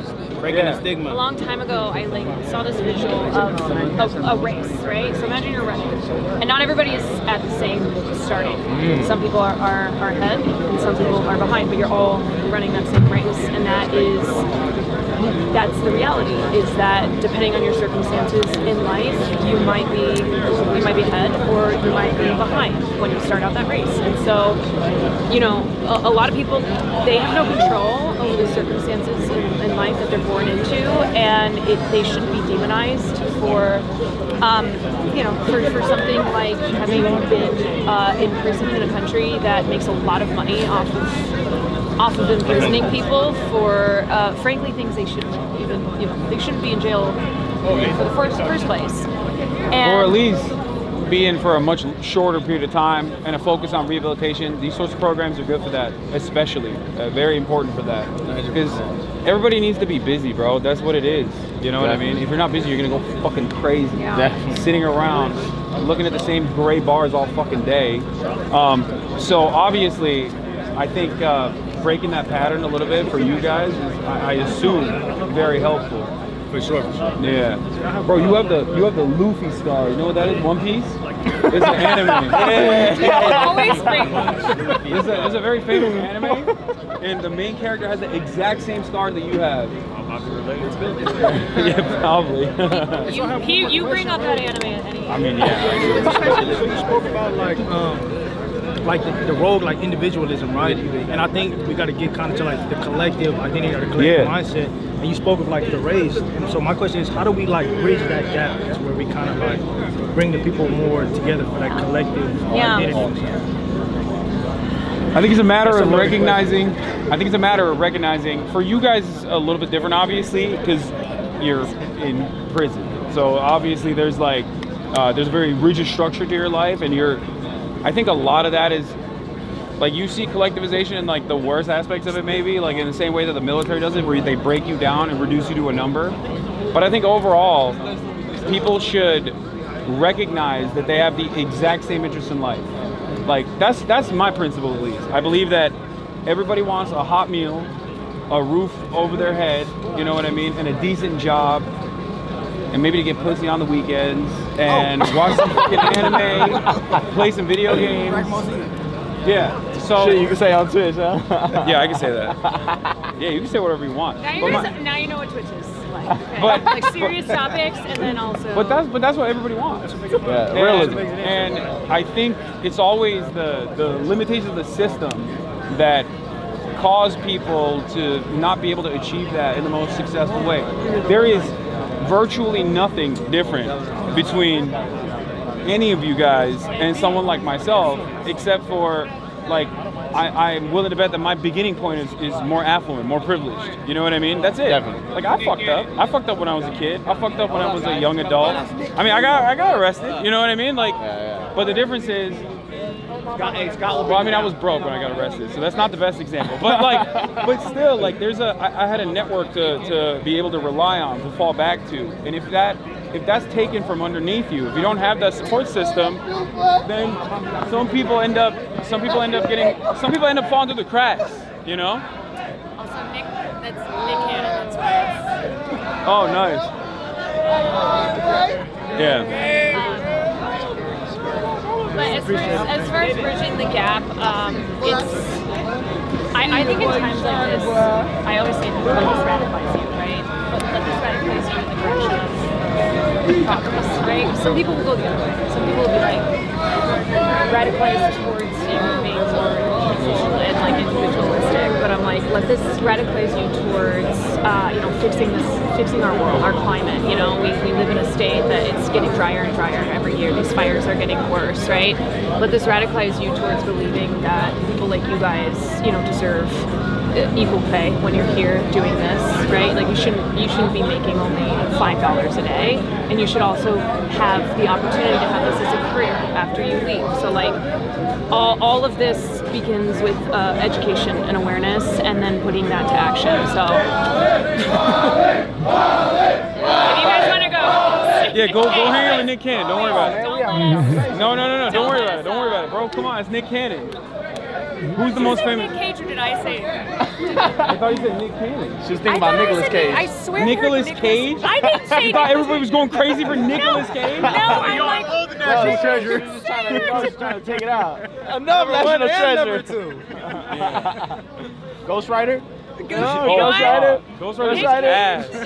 What kind of the first shit? one, man. What kind of shit are you guys watching? Don't listen to him because he it's doesn't limited, watch, man. He doesn't You watch gotta be anything, under PG-13. They're not showing that shit. They've probably seen more than you have. That's probably true. I watch more anime, but I feel like nobody. I watch Naruto. You watch Naruto? Okay, that's good. You watch it? What? And you watch it? You watch it? I wasn't really. Also, just an air because I've been checking the air, and I was talking to one of the fire chiefs. Because the winds are blowing that way, this area is like fine. So doesn't seem too bad right now. I always say that you can't go off a smell test. You can't go. You gotta be like checking the quality. But Nick Cannon's getting so much play out here, dude. This is crazy. This is not the place you want to get play at, though, man. What do you mean? Who gives a shit? Fuck. What's up, man? What camp are you from? Washington Ridge? Oh yeah. So you guys are from different facilities? Definitely. Okay. Definitely. There's multiple caps around California. What part are you fighting at right now? You're on Twitch, by the way. Do you know what that is? No, it's an online streaming service. It's live. But so you're where are you fighting at right now? We were at our first day. We were at the Palisades. Oh yeah, let's get another angle. Let's get another angle, bro. Eating? Okay. All right. How you like it down here? Have you been done? Have you toured before? Like, have you done this before? How many times? This is your fourth season. Okay. That's cool. You're so you guys are originally juvie offenders, right? Like you came in from. Well, I got prison, but we're considered youth. Yeah, youth offenders initially, but you're not. You're adult. Prison. Yeah. You're in prison. Well, I mean, I guess you're in prison now. What it is they combined YA and people who are under the age of 25 for the specific reason that the prefrontal cortex is not fully developed. The prefrontal cortex is what's developed in charge of decision making and whatever the case may be, you know. So I mean that's why it's true. It's true. It is also true. How old are you? I'm 26. I'll be 27 next month. You're about to be 27 next month? Okay, happy early birthday. Thank you. I'm 33. That's crazy. I'm older than all. I'm old as like 27. You thought it was 27? Thank you. What's your name? Talib? Yeah. Hasan. Nice to meet you, Talib. Nice to you. Yeah. No, he's not. He really thought I was 27. Shut up, Caroline. You have a salt and pepper beer. No. My friend. He didn't. He thinks that I look 27. Can we just? It's fine. That's what he thought. It's all good. Just take it as a compliment. Yeah, I'm taking it. Take it as a compliment. Soon this one I have 50 days left. Oh, you have 50 days left? Nice. Okay, so I feel like a lot of the people here, like a lot of people I talk to, like they have a couple months left, like a year left, 50 days left. It's very it's at the end of their sentence for the most part. Is that a part of is that a byproduct of the Not necessarily. Some people, OG that was on camera earlier, he got a couple years left. So it just varies. What it is, it's a percentage drop. The law that Newsom passed no longer have to do the 85% as a violent offender. Yeah. So as you get into these programs, they give you the privilege of dropping your percentage of how much you have to do out of your sentence. So in this case, I was a violent offender, so I go from 85. Without being in these programs, you go to 66, and when you enter the program, you do halftime, so 50%. Yeah. Let me ask you this, and you could totally not answer if you don't want to. Okay. But what do you think, for people who are just like so uninitiated with this process, what do you think leads someone, in your experience, from all the people you've met inside, what do you think leads people into like making decisions like the ones that you made that cause you to go to prison? Being conformed to where you're at. What? Being conformed to where you're at. You know, conformism. Being okay, content with what your surroundings are. You know, some people don't know no better. You know, some people are born under certain circumstances, like you said, or like the young lady said, some people start ahead in the race. Young lady. And Caroline's also 33. That's still young, man. Come on, man. So some people's circumstances are a little different, and some people get trapped in a box, and they no longer can see through that. It's a smoke screen, you know, and that's all they know. Sometimes that's all they know, and you can't blame them for it because, like you said, they get lost in the system. So, I mean, it becomes habitual when they get out and they come back because there's no backing to whatever it is that they want to pursue. You know, some people are confused. Some people don't know the terms and the knowledge that they need to progress. So, are there educational opportunities in there or no? Like, do they? Yeah, I believe the college that I'm taking right now is called Rising Scholars through Lake Tahoe Community College. Yeah. And they provide the opportunity for inmates to gain their, I believe their AA, and I believe their bachelor's in some subjects, not all subjects. What are the subjects you can get it in? I'm barely doing college, so I'm in English 101 and counseling, but I believe you can get it in arts and sociology. Do you like it, or is it? I'm not that far yet. Okay. But I read a lot more books. You go through coastlines as long as you do the work. You can get it in business, sociology. Now we can get it in anything basically. Have you done it or no? my last term I was taking classes to get my degree in sociology. Okay. You got 50 days. What are you gonna do when you get out? I'm gonna hit up Scott and see what he has to offer me to help me. Okay. Either Ventura or working at Hollywood CPR. Okay. So, from what I understand, you can get your record expunged to get an EMT certification. Because otherwise, like in California, you can't be a firefighter. But that's a complicated process. But I feel like that's something that's very helpful, right? I mean, there's obviously need for more emergency service personnel, more firefighters, you know. So, good luck. Yeah. Why are you laughing? Why are you laughing? That was very stale, man. I mean, I'm a little autistic. Okay, give me a break. Slightly. I'm a little bit. Give me a break. Oh, goddamn. What's up? Who are you with? I'm just a Twitch streamer. I'm just a Twitch streamer. Okay. So I'm just streaming on Twitch. You want to say hi? Oh hell yeah, let's do it. Baker. What's going on, Baker? Williams, Hasan. Nice to meet you. Hasan, nice to meet you Just guys. asking like what we're doing, So why we're at here. Canyon? All right, where are you guys fighting right now? I'm at the Eastern Fire right here past right here. Oh yeah. How many tours have you done so far? How many seasons? This is my third season. Third season. Fourth season. Okay. God damn. Is this the worst that you've ever seen? I was on American Fire years ago, but yeah, down south, yeah. You like the program? Program's good. Not enough pay, but the program's good. Not That's enough right. pay. Yeah, that's That's why right. we're here to talk about stuff like that. Yeah. What do you guys get right now? Like $24 a day or something? Yes, $24 That's crazy. a day. It's crazy. Is it the same for everybody? It's the same for everybody, and then you get regular pay Monday through Friday. As far as like a Swamper, you get $10.80. As far as like regular tools, like a Pulaski or McLeod, you're gonna get $5.80. So what are the things that you guys are tasked with right now? You're just clearing out? Yeah, basically like clearing out brush, lemon up, fuel break, doing stuff like that. It's one of the harder tasks, right? In general? Yeah. Labor intensive. Yeah, absolutely. A lot of strain on your body. Yeah. You know, like I say, it's all too within the mental as well too. As far as hiking up the mountains, late night cold. It could be like 2 in the morning if a fire flare up. You know, you got to get back out there, jump in. So it's a lot going on. So you guys are right now. They're on break, right? They're doing 24 hours off. But when you're back out there, you sleep out there. Yeah, absolutely. Right. So they give you like what? Like they give you gear and then they give you like sleeping This gear. pretty much what you got right here. And then you got your Nomex on, your Nomex shirt on. That's it? Yeah, that's all. They don't give you any sleeping gear? No, not on the mountain. Not on the mountain. So like I say, because you could be out there scraping line all night, you know, whatever it may be, trying to get a fire out. Yeah, so you can be out there. What kind of protective gear do you have? I mean, I can't imagine for that like you're a gonna... shroud, like, you know, you got a shroud that's on your helmet, or like protect you from smoke, you know. Pretty much same gear in Cal Fire where we have. Pretty much same gear, just in a different color, that's all. Okay. Yeah. Is it orange or is it yellow, right? Orange. Is it orange? Yeah. And then as soon as you guys are done, they escort you. Yeah, so as soon as we're done, we're gonna go back to the bus, rehab our tools, sharpen them up, be fire ready. Be fire ready for, like, you know, if we get called to another fire or whatever it may be.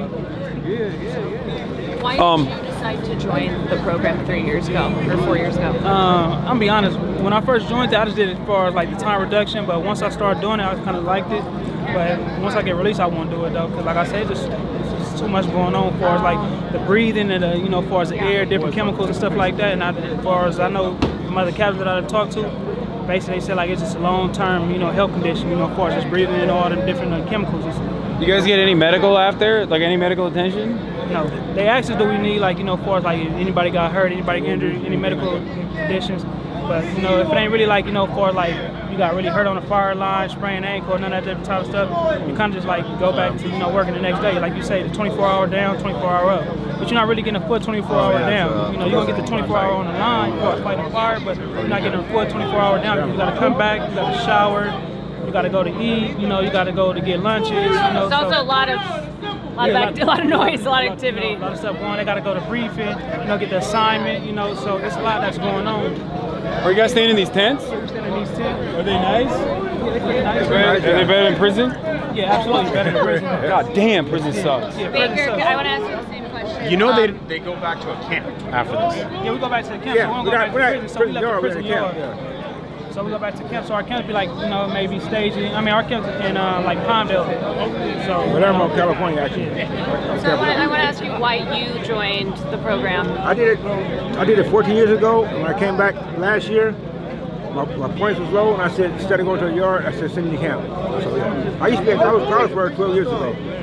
I was at Carlsberg fire camp 12 years ago. Okay. So I came back the first last year. Unfortunately, I came back to jail. Instead of going to a regular prison yard, I said, send me to camp. Have you? So you got out of jail before, and then are you wanting to pursue firefighting like when you're released again? I'm 56 years old. I'm 56. Yeah. I'm still doing with the youngsters. It's a lot. Yeah, but I still, you know, for my age, I still get up that mountain. So I wouldn't mind doing it. They say California don't have an age limit. So, you know, it's up in the air right now with me. Yeah. How much time we got? I go on March 15th. Nice. Yeah, I'm done. What about you? I go home in July. Okay. Yeah, so what's the first thing you do when you get out? Drink a beer. That's what I'm talking about. What kind of beer?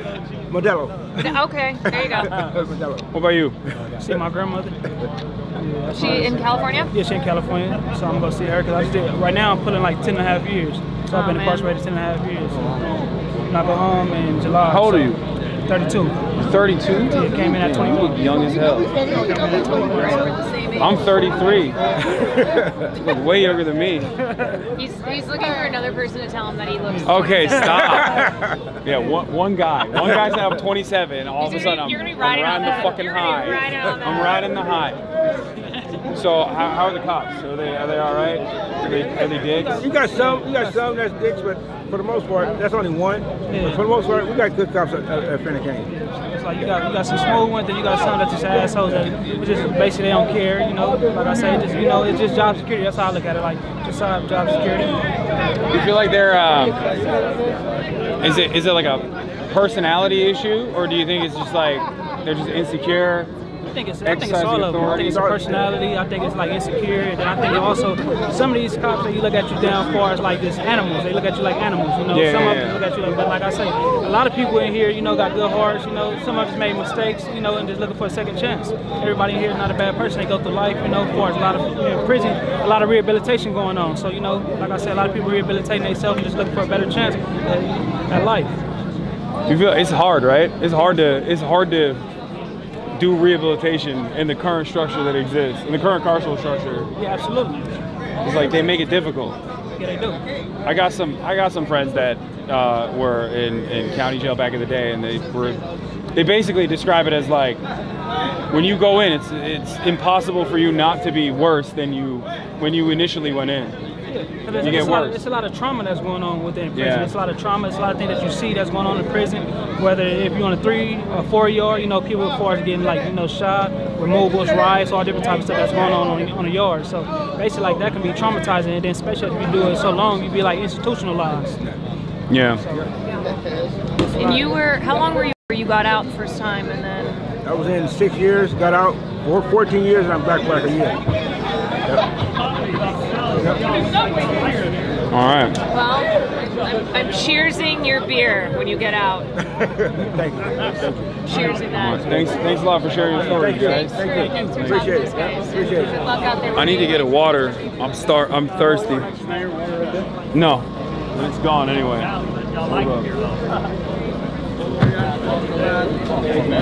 Thank you.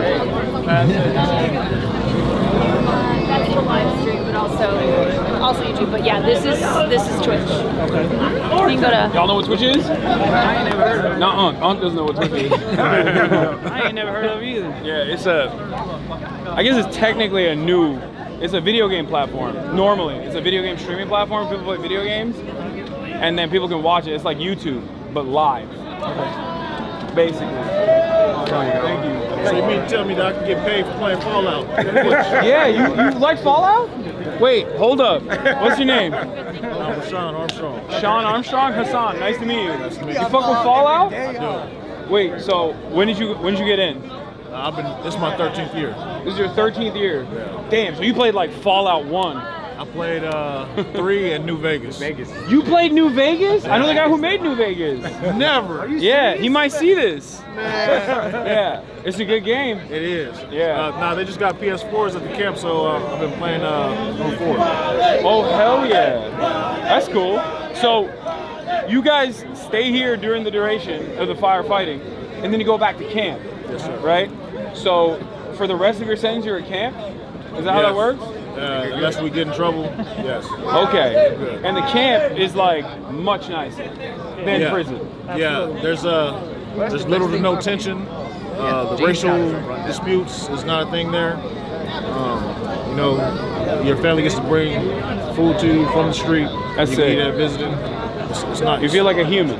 You got real weights there. Yeah. Definitely. Oh, they got fake weights in prison? No weights. They don't have weights in prison? No, Arnold Schwarzenegger took him out. He took him out? Yeah. Why'd he do that? I don't know. He didn't want nobody else to be brolic like him. I heard that's what it was. Yeah, he got jealous. That's what I heard. What it You was. know, I don't know how true was it is. Was it Kali Muscle that got jacked in prison? I think that's what it is. I heard of something like that though. Yeah, he got jealous. Fucking Arnold. Yeah. When he was the governor. Exactly. That's crazy. Yeah. Hopefully they come back. They've been giving us like resistant bands and agility ladders. That's still good though. You can do calisthenics. Yeah, no, for sure. The CLC, we got like long wind. We might not be as strong as we was, but we got a lot of wind. Yeah. You got good cardio out here. You sure. have to. Yeah, good burpees. Yeah. How long you got? I got a year left. Okay. This is actually my last year. I get out around December. What are you gonna do when you get out? First thing I'm gonna do is I'm gonna go back to work as stagehand. I was thinking about getting an electrician class, like a 10-month course at SJC. But I'm also thinking about going to Ventura. So I'm trying to buy me a quadplex. What? Punch me all in the face. What's that? 4-unit apartment complex. Oh, I've seen one in Bakersfield for like $300,000. That's what I say. Any friend of blood nigga, friend of mine. Okay. Use my money to make money. Okay. In prison. All right. You too. That's fair. What about you? How much time you got? I got about 2.5 years left. 2.5 years left? All right.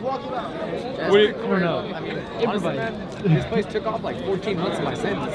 Like, from going from 80 to 50, or 66 to 50, it took off 14 months, and that was cool. Yeah, it took 22 a month. Yeah. So I was stoked whenever I seen that. It went from I'm sure you guys. February 2028 to I'm sure they should November, December of 2026. let me ask you something. Do you feel like it's the pay, or is the fact that you get training and you get to do something, or is it the fact that you get shaved time off your sentence? Or out of all of these 4 things that I've had to mention, which one is the most important for you? Which one's the best thing for you? The fact that you stay at camp, where it's like obviously a much more humane situation than like being in prison. Out of all of those factors, which one do you think is the most impactful? I think what I would choose myself, I would rather do 2 to 5 years at camp than, 2 to 5 years in Jamestown. I do 1 year at Jamestown. I'd rather do twice that. Whatever I'm doing at camp, I would take that over anything. The pay's cool. It helps pay out the restitution. It makes you feel like you're earning a little dollar. Yeah. But that's not. And we're getting they're upping the pay on stuff. From last time I was in camp, it was like your grade pay was like half of what it is now. Yeah, no, it's crazy. It's still crazy. $25 is unacceptable. It's not. But it's those wages are ridiculous. Yeah. But I think that the time it's a hard one between the time, man. But I had to, just being at camp itself. I'm learning self-discipline. You're teaching yourself how to work hard. To get up there and to go up there and cut for 5, 6, 7 hours, you're like sitting there. You're whooped. You've ran a whole Dolmar of gas, and you're just like, I gotta go hike up this mountain now. And it's a mind thing. It's something to train yourself. Just keep on moving forward. Yeah. And take that. Your work especially when you get out of here. A lot of people have never. I'm gonna tell you, this is the hardest work I've ever done, and I've worked my whole life. What did you used to do? I've just done remodeled log homes and like this. A lot of construction, handyman. Where are you from originally? I'm from Tulare County. Okay. Porterville. Tulare County. Tulare County. I have no idea what that is. It's a small. It's not too big. It's North not, of Bakersfield. right there next to Bakersfield, Visalia. What about you? Where are you from? From Bakersfield. Oh, you're from Bakersfield. Okay. Yeah. But, All right. This is a good place to learn. If you got a good attitude about this place, man, and regardless, like, you know, I mean, everybody comes from a different walk of life. This is a place where we can all come and agree on, like, we're gonna go work hard today, and we're all on the line. You're all brothers. I mean, you're all got each other's backs, no matter what race, ethnicity, religion, all that stuff. It just doesn't mean anything. Other people have brought that up a lot as well. So there's a lot of people who are oblivious to the conditions of prison in general, and other people have also brought up the racial tension in general. But it's not like, can you briefly elaborate on that, if you don't mind? Racial tensions in prison, you know, everybody's entitled to their beliefs. Some people, in their beliefs, they don't like others. Or we all grow up with different biases. Some we know, some we don't. And decisions and politics are based sometimes off race. You know? Yeah. The same person, because I hang with a lot of Hispanics on the street, you know what I mean? And I remember being on the yard with one of the Cortezes, and I couldn't even kick it with him really, because, you know, shit was in the way. But still my boy, you know what I mean? That's the part that really got me messed up, man. I was like, I grew up in like sports and like military kind of people around me. It didn't matter the color of a person, you know.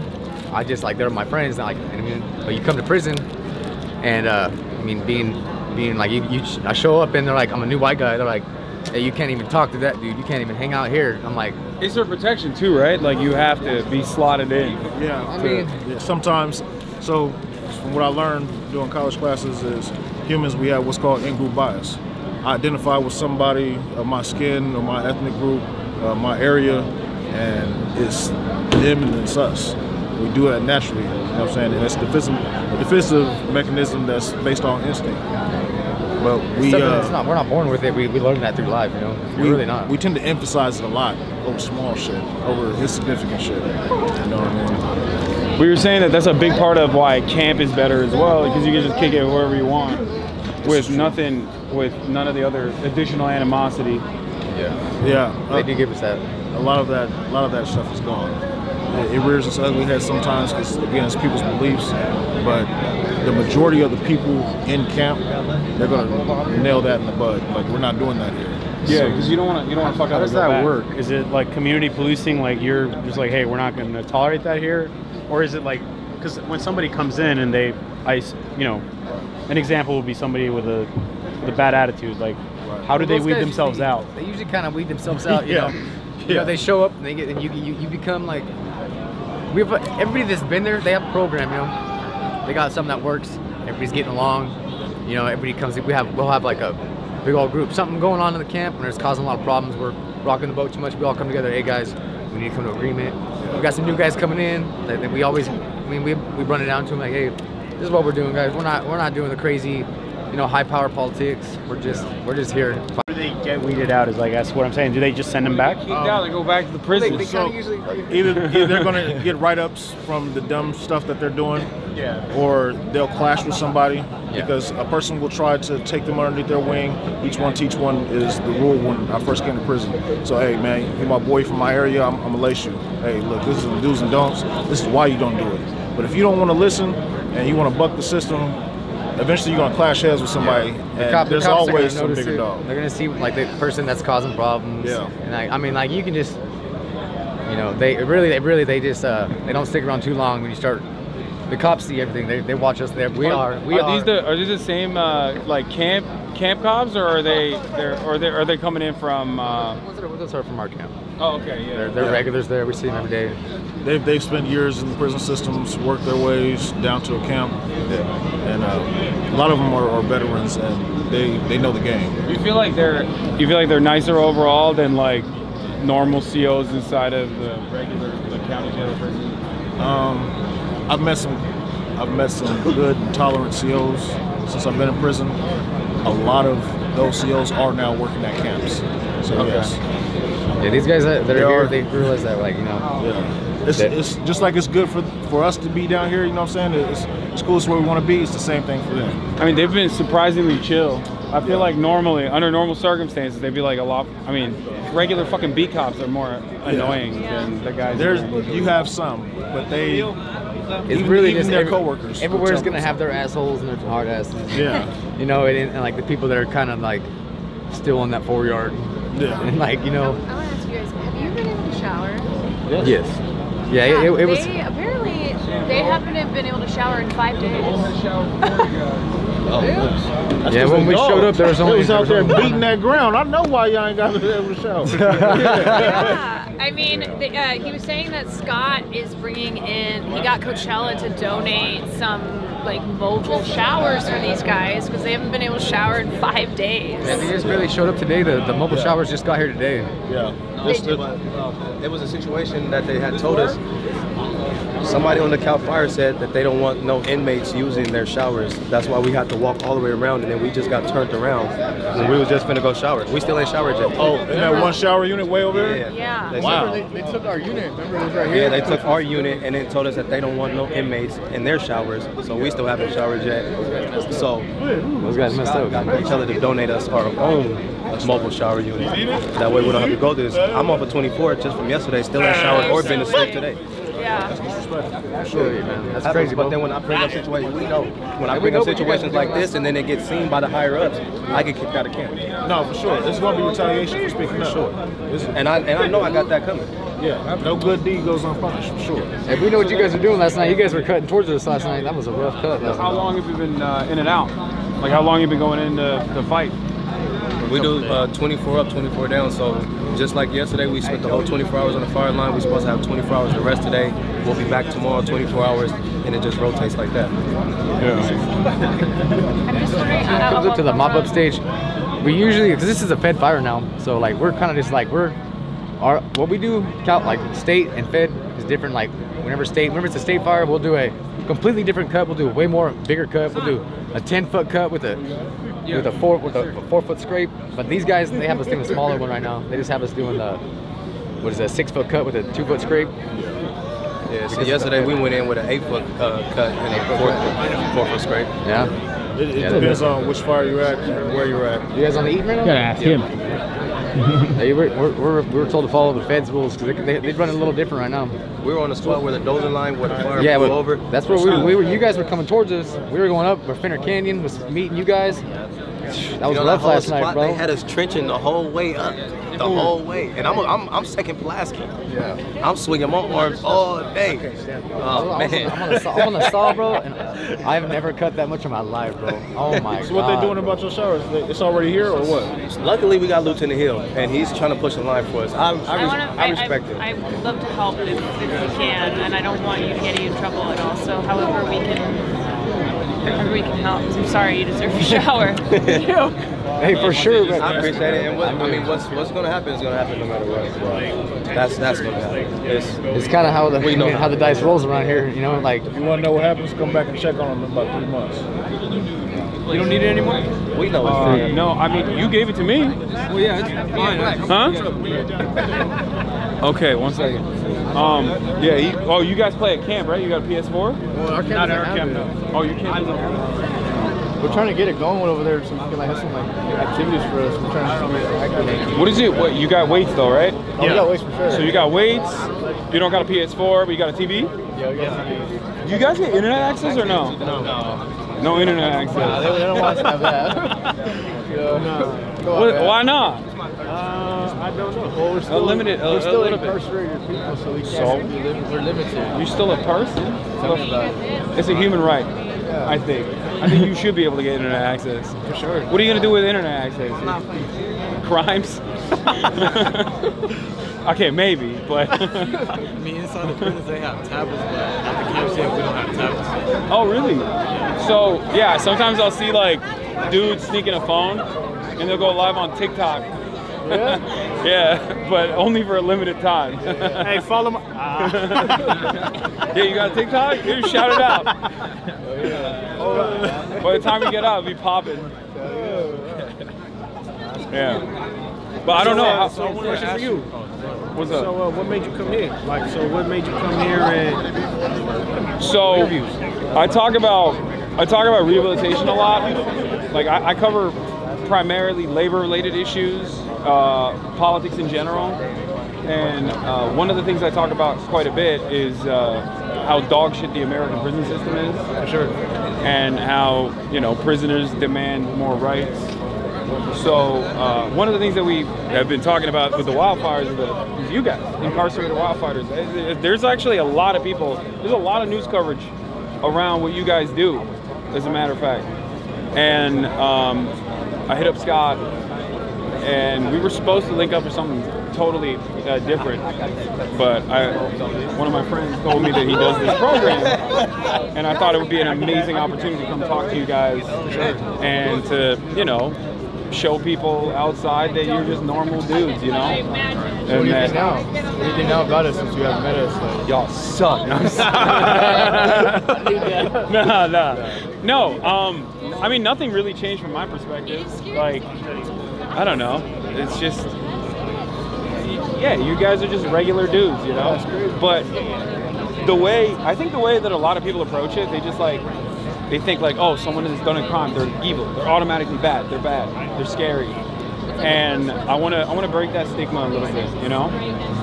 And show people that that's not the case.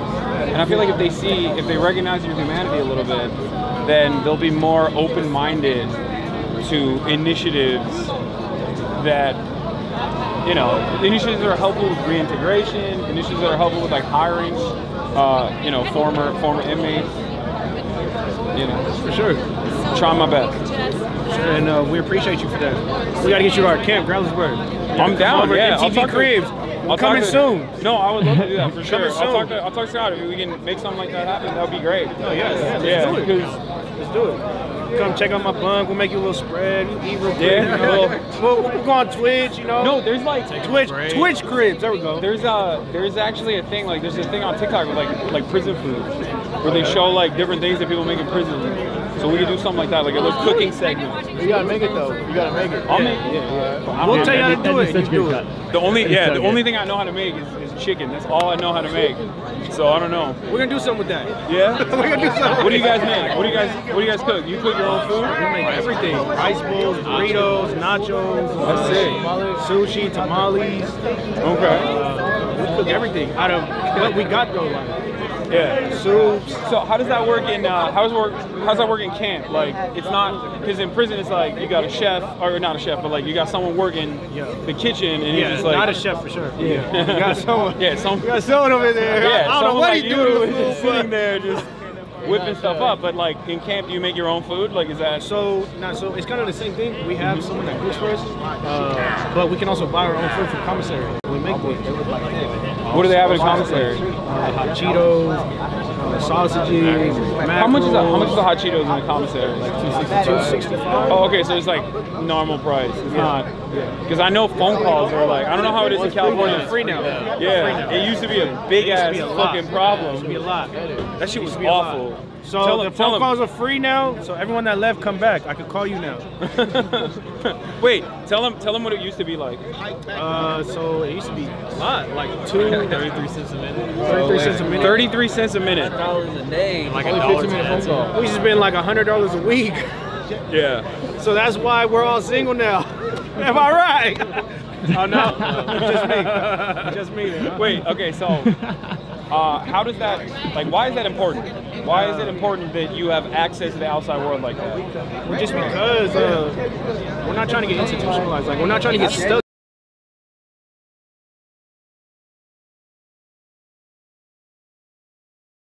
in here, because we're still people, like you said. Yeah. We're still people, and we're still trying to strive, and we're still trying to grow and get out of what we're in. Don't get me wrong, like what we're in, it's a great environment with the people that we surround ourselves with. These men right here, I'm with them every day, and they're helping me grow every single day. They're helping challenge me. Whenever I come home, I'm able to talk to my family. Not only does it motivate me, but it keeps me updated with the streets. Hey, this is going on in crypto. Hey, you need to get your bank account up. You need to, like, all these information they're giving me that he can't give me because he didn't experience that. Bro, you're doing crypto? Don't do crypto, bro. You're gonna lose all your money. You'll see. Oh my God, bro! Don't do it. I promise. Don't do it. It's not a good idea. All right, you guys put me up on game on that thing. Okay, yeah. Don't do it. Gotta get into the sports betting. Oh my God. No. No. So what do you suggest to get into? No, don't gamble, bro. Don't gamble. What I suggest you unless you're going for the 49ers, then gamble. Hell no. Go ahead, though. Anyway. No, what I would suggest is you know, trying to get a decent wage job, and you know, work a job, pay rent, live a decent life. There's a lot of people who don't go to prison who are also lose a shit ton of money doing crypto and gambling and all this stuff. It's bad. It's not good. We see, so without connection to the world, I wouldn't know this.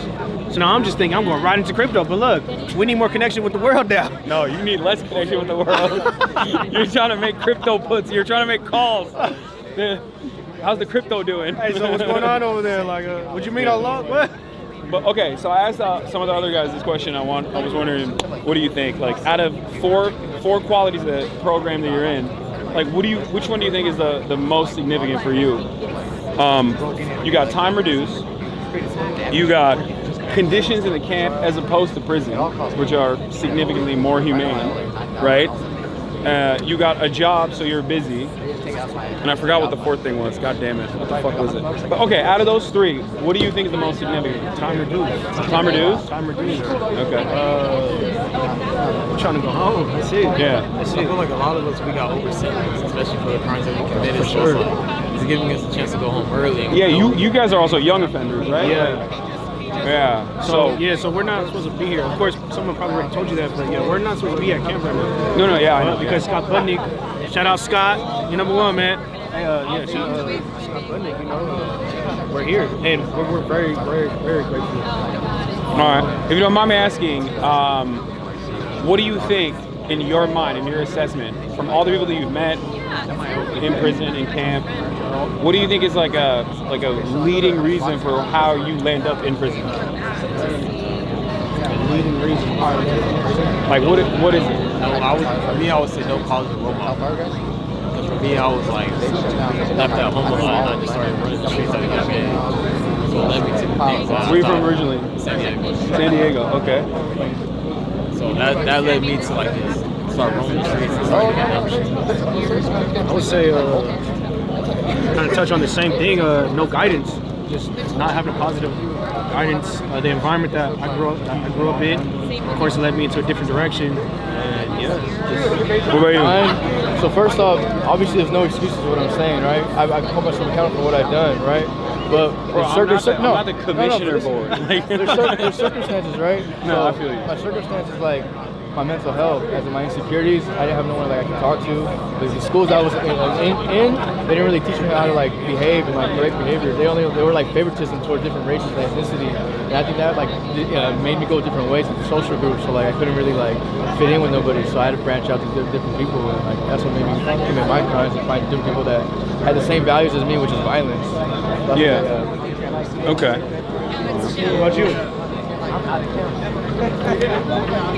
What about you? What got you locked up? I got put in a bad situation, a messed up situation.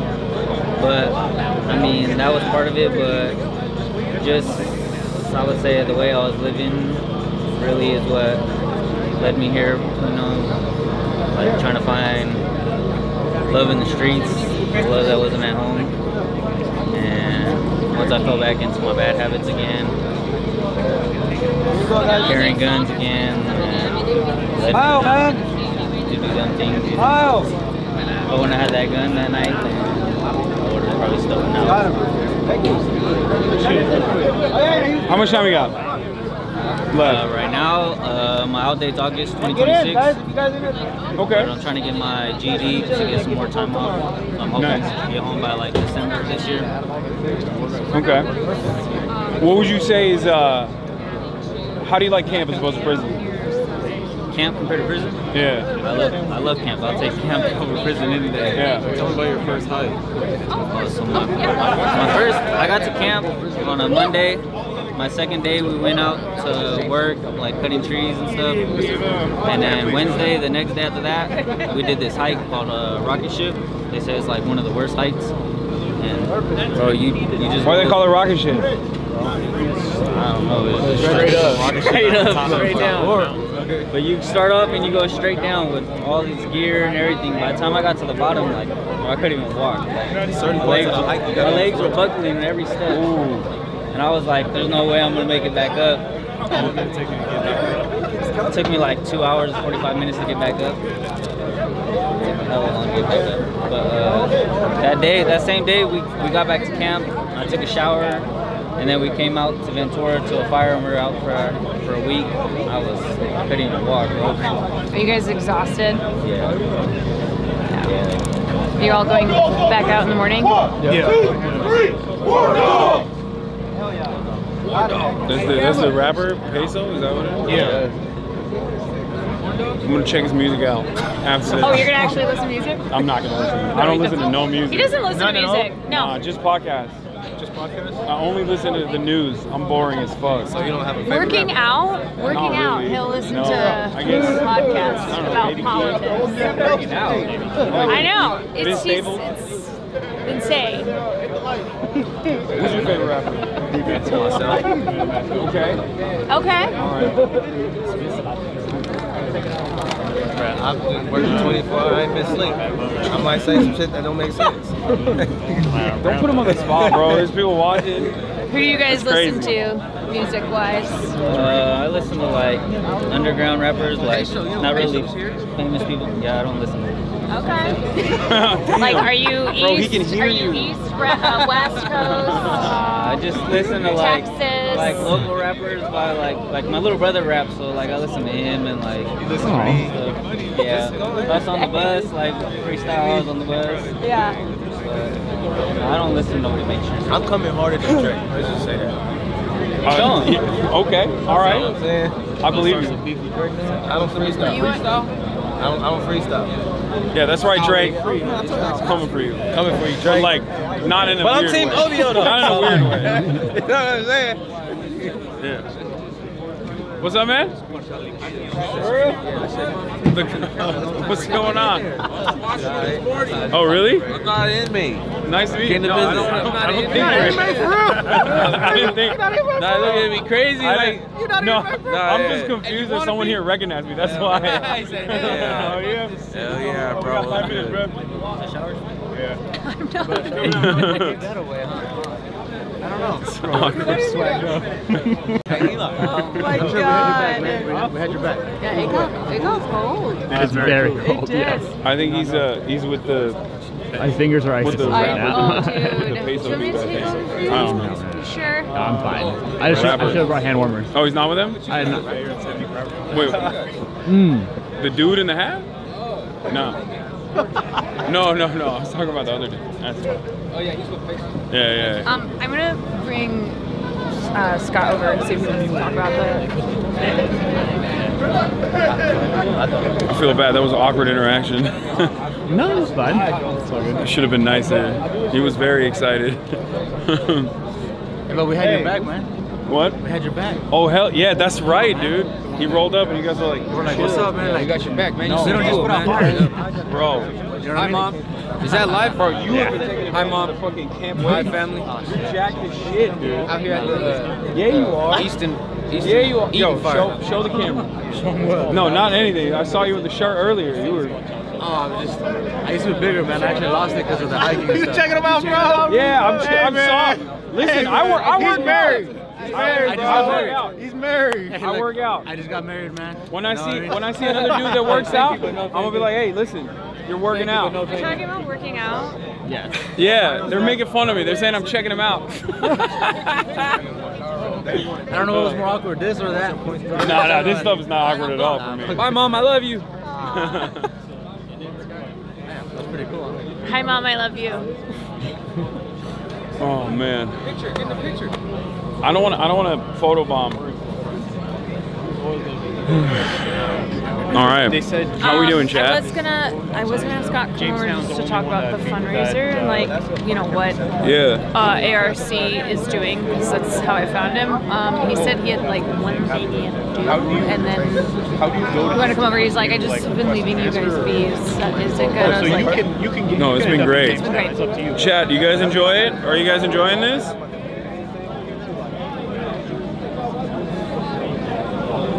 It's fucking dope, right? I told you it was gonna get cold. Yeah, no, I'm glad I wore the jacket. Yeah. It's cold as hell. It is. It is. Yeah, it's crazy that they don't get more gear than like. Dude, I also like that showers thing, I'm not trying to be like, who can I talk to? But woke police. Who can I Calling talk the to? manager. This I'm young man wants to talk kind to you. of. What's up? I heard you be gaming. What's your favorite game? I game right now. I'm playing Marvel Rivals a lot, but it's new. It's a new game. As far as like of all time, Metal Gear Solid. You know what that is? Yeah, I've heard of it. What do you play? You play any games? Super Smash Bros. And Fortnite. Ooh. Okay. Oh, you play Fortnite? Nice. They have a PS4. No, I know. Yeah. Well, at their camp they have a PS4. Smash Redhead Bros? camp they Which don't one? have a PS4. All of them. I went to, I want to say, either 2017 or 2018, I went to Texas. They had like a little game fest they did. One of my cousins, I play sport players. Oh, really? Oh, nice. Yeah, you know about RDC? Supreme Dreams? They have a thing called DreamCon. Yeah. Where they do a convention in Austin. This year it's going to be in Houston though, I think. But anyway, it's very cool. It's like an anime gaming convention. It's going to be this year when? This year's going to be in Houston, I believe. But I don't know when. I think it's in the summer, maybe. Chat. When is DreamCon? Yes, it is July. Oh, I'm there for sure. What? I'm there for sure. Yeah, you're out in what? 50 days, you said? Yeah. March 9th. Yeah. All right, man. I'll see you there. If you go to DreamCon, we're gonna link up. Yep. All right. All right, play me Fortnite too. I'm really good. I suck at Fortnite. You beat my ass. You got a lot more time to play Fortnite than I do. Well, at our camp we don't have internet, so like we play. Like right now I'm playing Dream Hunter. I'm playing Monster Hunter Ice World Reborn. Oh, there's a lot of good single player games out there though. That's a real good game. How does that work? Can people just like buy you guys games or no? I think so. We can get games sent in. I think we can. Okay. As long as they're pre-approved by our lieutenant. Wait, what? Oh, so the lieutenant's like, this is too violent. Like, I mean, we have Mortal Kombat. We have. Oh, okay. Then never mind. Yeah, That's not a problem. Okay. All right. That's good to know. So Washington Bridge Camp, right? All right. That's sick. Chat. There you go. You can send in video games to Washington Bridge Camp. How do they do it? Is there like a Department of Corrections website portal, something like that? Gotta ask him. Because I need you. Lieutenant Hanks. This is Lieutenant Hasan. Nice to meet you. Nice to meet you. I can't say nothing. How do we send these guys video games?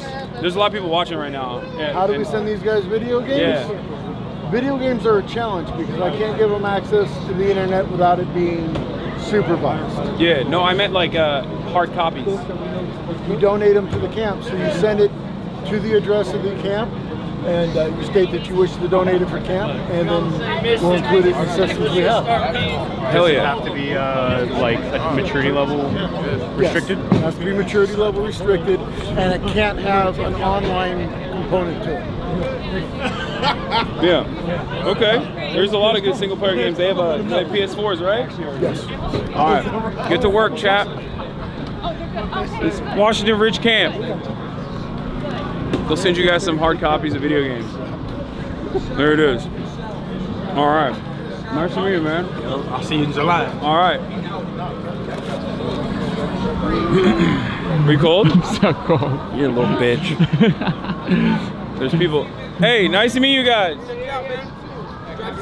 Hi guys. I just want to say what's up to my wife, to my son. I do this for you guys. You know, thank you to the program. You know, got me a lot of time off, chance to earn some money, send it home for the holidays. Chat, you know what's up, man. Get this to my wife, man. Thank you. All right. Are we out of here? Yeah, I think we can. Yeah, let's do a photo. This is our first shower in a whole week. Just let them know we've been out here for a week. Let's go. It's our first shower, It's bro. about time. You guys get a Thank you shower. guys. It's because of y'all. Y'all about to say first. Scott, we're gonna. How do you feel? How do you feel? That was fantastic. I want That was amazing. I want you to talk about the fundraiser. ARC is doing a fundraiser for these guys after they get out. We're thinking of funds. Yeah, I think there's a lot of things that we need. We can talk to this guy right here too. Like everyone wants to give right now that they're on the fire line. Yeah. There's not so much to give right now, right? They're fairly good right now. It's when they get back to camp, right? there's not a TV that's working in some places, right? There's the boots are all fucked up and they need better boots. Like there's just things that are not so sexy, but that they need. You never think this, but we're getting a shower truck dropped off. No, I know what you're talking about. Yeah. By the way, God bless the dudes at Coachella. Dude. They got a shower truck coming in. These guys haven't showered in like 4 days. I know. So just stuff like that. And then I think also when they get out, if they want to work for CAL FIRE, as soon as they get out, how are they going to pay rent to wherever they're getting hired? How are they going to pay utilities? What about a car to get to and from work? Right? Those sort of things. So we're setting up a scholarship fund to help them when they get out. A lot of people have talked about how, reintegration, like one of the biggest problems is like getting a job in general and, keeping up with parole. Yeah. And from what I've heard, it's just like having something that keeps them grounded and busy and look forward to is like a major impact, I feel like. I think we nailed it. And it's like, the work ethic this gives them too. Like, these guys are fucking beasts, right? Yeah. Animals. Dude, we were hearing stories about, and they were all swapping stories too. What they are doing out here it's so physically demanding and how hard They're going to run working. circles, whatever job they get out here, if they don't do fire, they're going to run circles around everyone. The work ethic's insane, right? Yeah. So, like, these guys are insanely hireable. And now, because of a bill ARC did, they can now expunge the record. So they don't have to check the I'm a felon box. They're no longer a felon because they risked their life to save our state, which they did last night and they'll be doing tomorrow night. So while we're sleeping in our bed, they're up all night long on the mountain. Yeah, and they were saying they pretty much just have what is on them. Like there's nothing. That's it. And by the way, those Subway sandwiches and stuff that we just delivered, I'm sure they'll be sneaking those in their packs. So at 3 in the morning after they've been working for 20 hours, they can sneak a bite. Yeah. But dude, how did you get involved? How long have you been involved? I was just like, I was doing Old School. Do you remember that one? We're too young for Old School. Old School? Will Ferrell running Streaking? Of course. I was doing Old School and I met a guy that said, come down to Juvenile Hall in the San Fernando Valley and come be in this creative writing program. And I went down and the first kid I met, no exaggeration, I'm like, how was your day? He said it was a really tough day. I just got 300 years to life in prison. And I looked at him, he was little with a little mohawk on his head.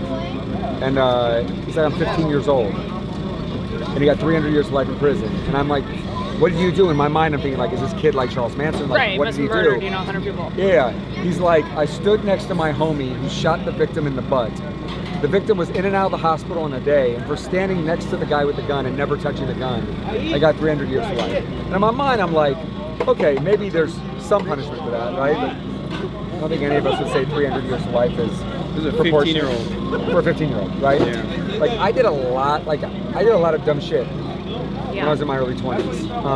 And if that was my kid, A, he'd be out on bail, right? He wouldn't be sitting in that juvenile hall. And B, he'd have the best lawyer in LA. And for not shooting somebody, he would probably get probation. Looks like me, has my money, has a good lawyer. Like he's fine. Yeah, resources fine. But David was going to prison for 300 years to life. And so like that got me, I started getting into it, learned how to pass laws in Sacramento, ended up passing a law called Senate Bill 260 that let any kid under the age of 18 who got a life sentence go to the parole board at 15, 20, or 25 years. So David got reduced from 300 to life to 25 to life, got his college degree, mentored people, and then the governor commuted his sentence, and he's home now, and raising That's 2 twin amazing. daughters. Yeah, I mean, it's awesome. But it's like, in our business, like, in what I do, I meet so many people that are just like so self-selfish, self-centered and narcissistic, and being around people like this, who like all they want to do is give back and they want to kind of redeem themselves from what got them here is, you know, I find it very beautiful. I think like even just asking, you asking that kid, David, how are you? How's your day? You know, it's like just starting there and caring, right? Showing that you see this person as a human being. Yeah. And the conversations that I was having with all these guys is they kept being like, I don't mean this the wrong way, but like, why do you guys care? Why are you here? Yeah, like, why are you here? Why do you care what are you about guys us? doing here? Why do you care about us? Isn't that sad? They don't think people care. Yeah. Yeah, and Until I they think, see a night like tonight. I know, and I think right now, with disasters like this, it's a huge moment to raise awareness, right? Because people are like, okay, I want to help, I want to feel collective action, I want to be in solidarity, and it's like, let this moment radicalize you in a good way, right? Don't fall prey to like misinformation, to individualism. Let this, you know. It's like, to me, it's like the misinformation piece of it. Yeah. It's just like people like using this for like political hits and shit like that. When like you guys are showing up and like showing love and being here for these guys, and other people just want to use it. But that is radical, like that for a lot of people. That is, you know, radical empathy. It's like radical sounds so intense, right? It's like an intense word, but it is truly seeing these people as human beings, right? There's fundamentally no difference between any of the dudes I just met today and myself, with the most important exception.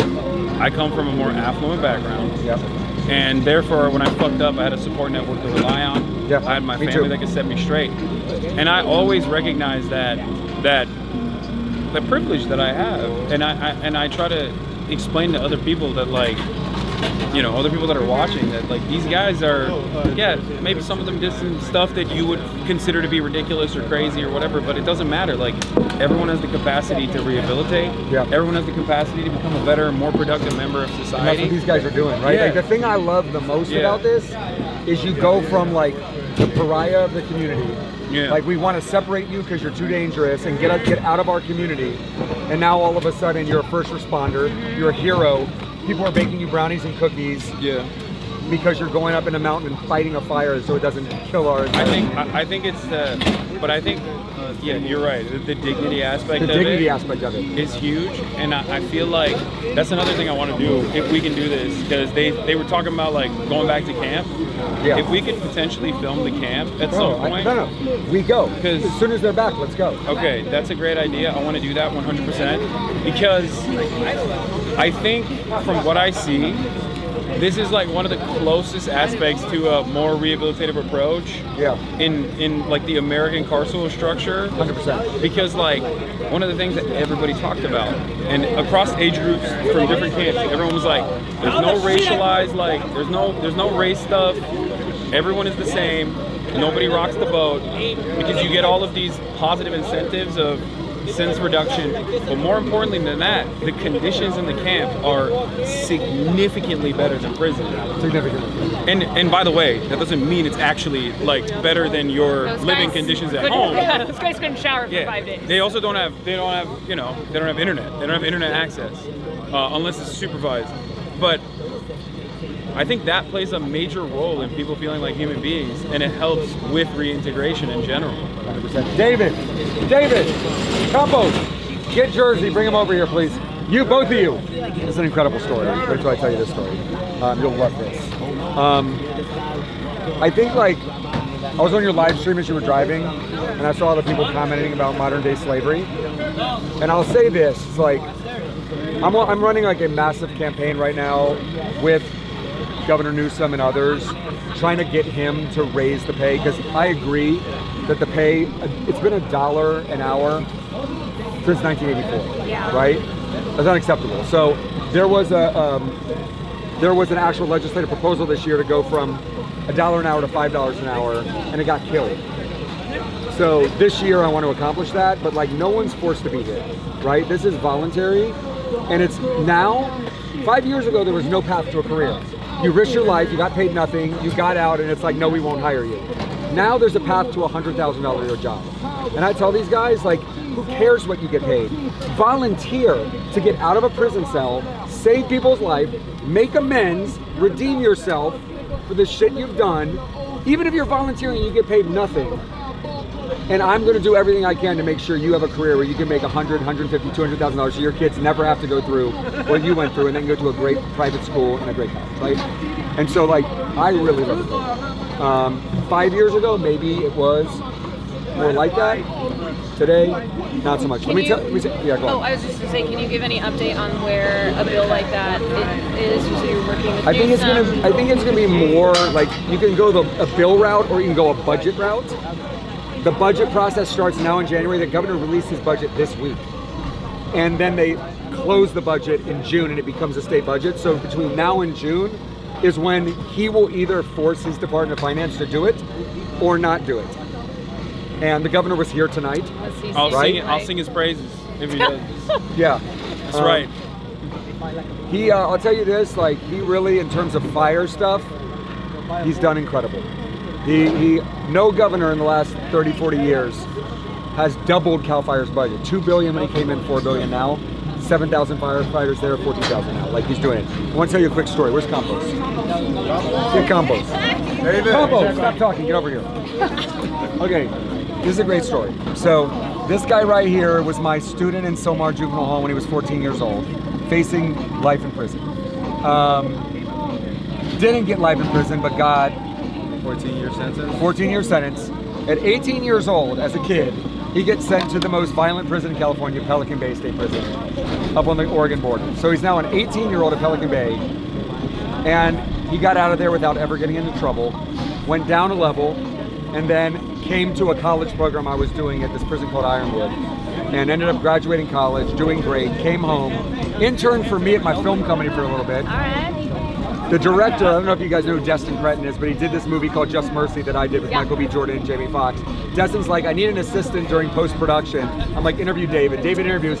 He becomes Destin's assistant for the post-production of Just Mercy. Destin then does a DC Comics movie called Marvel. Oh shit. Okay. No, shit. We're talking about both. Okay. Marvel movie called Shang-Chi in Australia. Takes him while he's on parole to be his assistant in Australia on Shang-Chi. Yeah. Gets better. This motherfucker right here is the lead man, so he's the head set dresser, Local 44, and Let's Make a Deal on The Price is Right, which I've watched my entire life. And he hires him in the union, so now we're talking about $150,000 a year, etc., to work for him on Let's Make a Deal on The Price is Right. This motherfucker crushes and works so hard on Let's Make a Deal on The Price is Right. This guy's now hired like 20 guys that have come out of prison, and is doing incredible, right? Hell yeah. Best guys in town, man. Yeah. You know, they want it. They're happy. They're better than getting somebody's kid that wants to get in. You know, they've been taught. You know, and it's one of those things. The drive, and you can't teach that in people. You know, the drive, their work ethic, all that kind of stuff. You don't get that. These guys have proven. And it's like, whatever their past is their past. We don't give a crap, you know. I just want a happy, smiling face and somebody to hang out with at work and have a good time. And now 20 of them are, and if I could get more, you know, I would have 150 of them because it's, you know, they're great workers, you know. What a cool job to have. Yeah, I feel extremely blessed, honestly. And we're at Price is Right, and Let's Make a Deal. We're all a family. So it doesn't feel like work. You know, I look forward to going there and being with my friends. And yeah, we work, but it's a great time. You know, we all get along really well. It's a great opportunity. My cousin won a car on Price is Right once. There you go. Oh, bro. See? We're always making somebody's life a little different, you know. To see him at 14 years old, locked in a cell facing life, and mentor him when he was 14 years old, to now see him making hundreds of thousands of dollars on the show, then to now see him here giving back and feeding guys that are currently incarcerated, like, I interrupted you. And this is the man right here. Thank you. Nice to meet you. I think we're about to head out. Yeah, Are we nice heading to out? meet you guys. Thanks for sharing your story.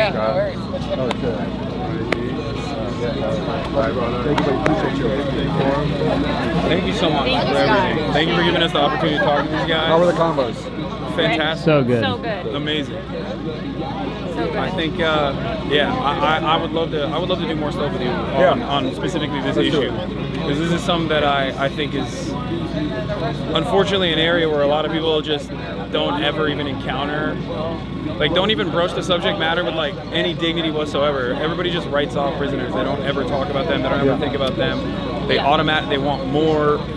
They don't want to reduce sentences. They want to make sure that people stay in prison for as long as possible without ever thinking about it. And I think showing the camp conditions specifically as juxtaposed with like what county jail looks like, what prison looks like, and how much that helps people feel human, and how successful that is in terms of like rehabilitating people and allowing that integration to happen is really huge. This is a major aspect. Wait till you see the camp. You'll really enjoy it. Yeah, we'll go there. We'll shoot it. It'll be great. I think also right now, you know, as we said, a lot of people are very like, oh, thank you to the first responders, like finding out they're incarcerated. Great, everybody's, you know, grateful. Once these fires are cleared, everyone will go back to their lives and no one goes will back to their lives. Yeah. And it's about like what happens after, you know, it's not just like now, but also when they get out of prison and making sure that they have a pathway. So, yep.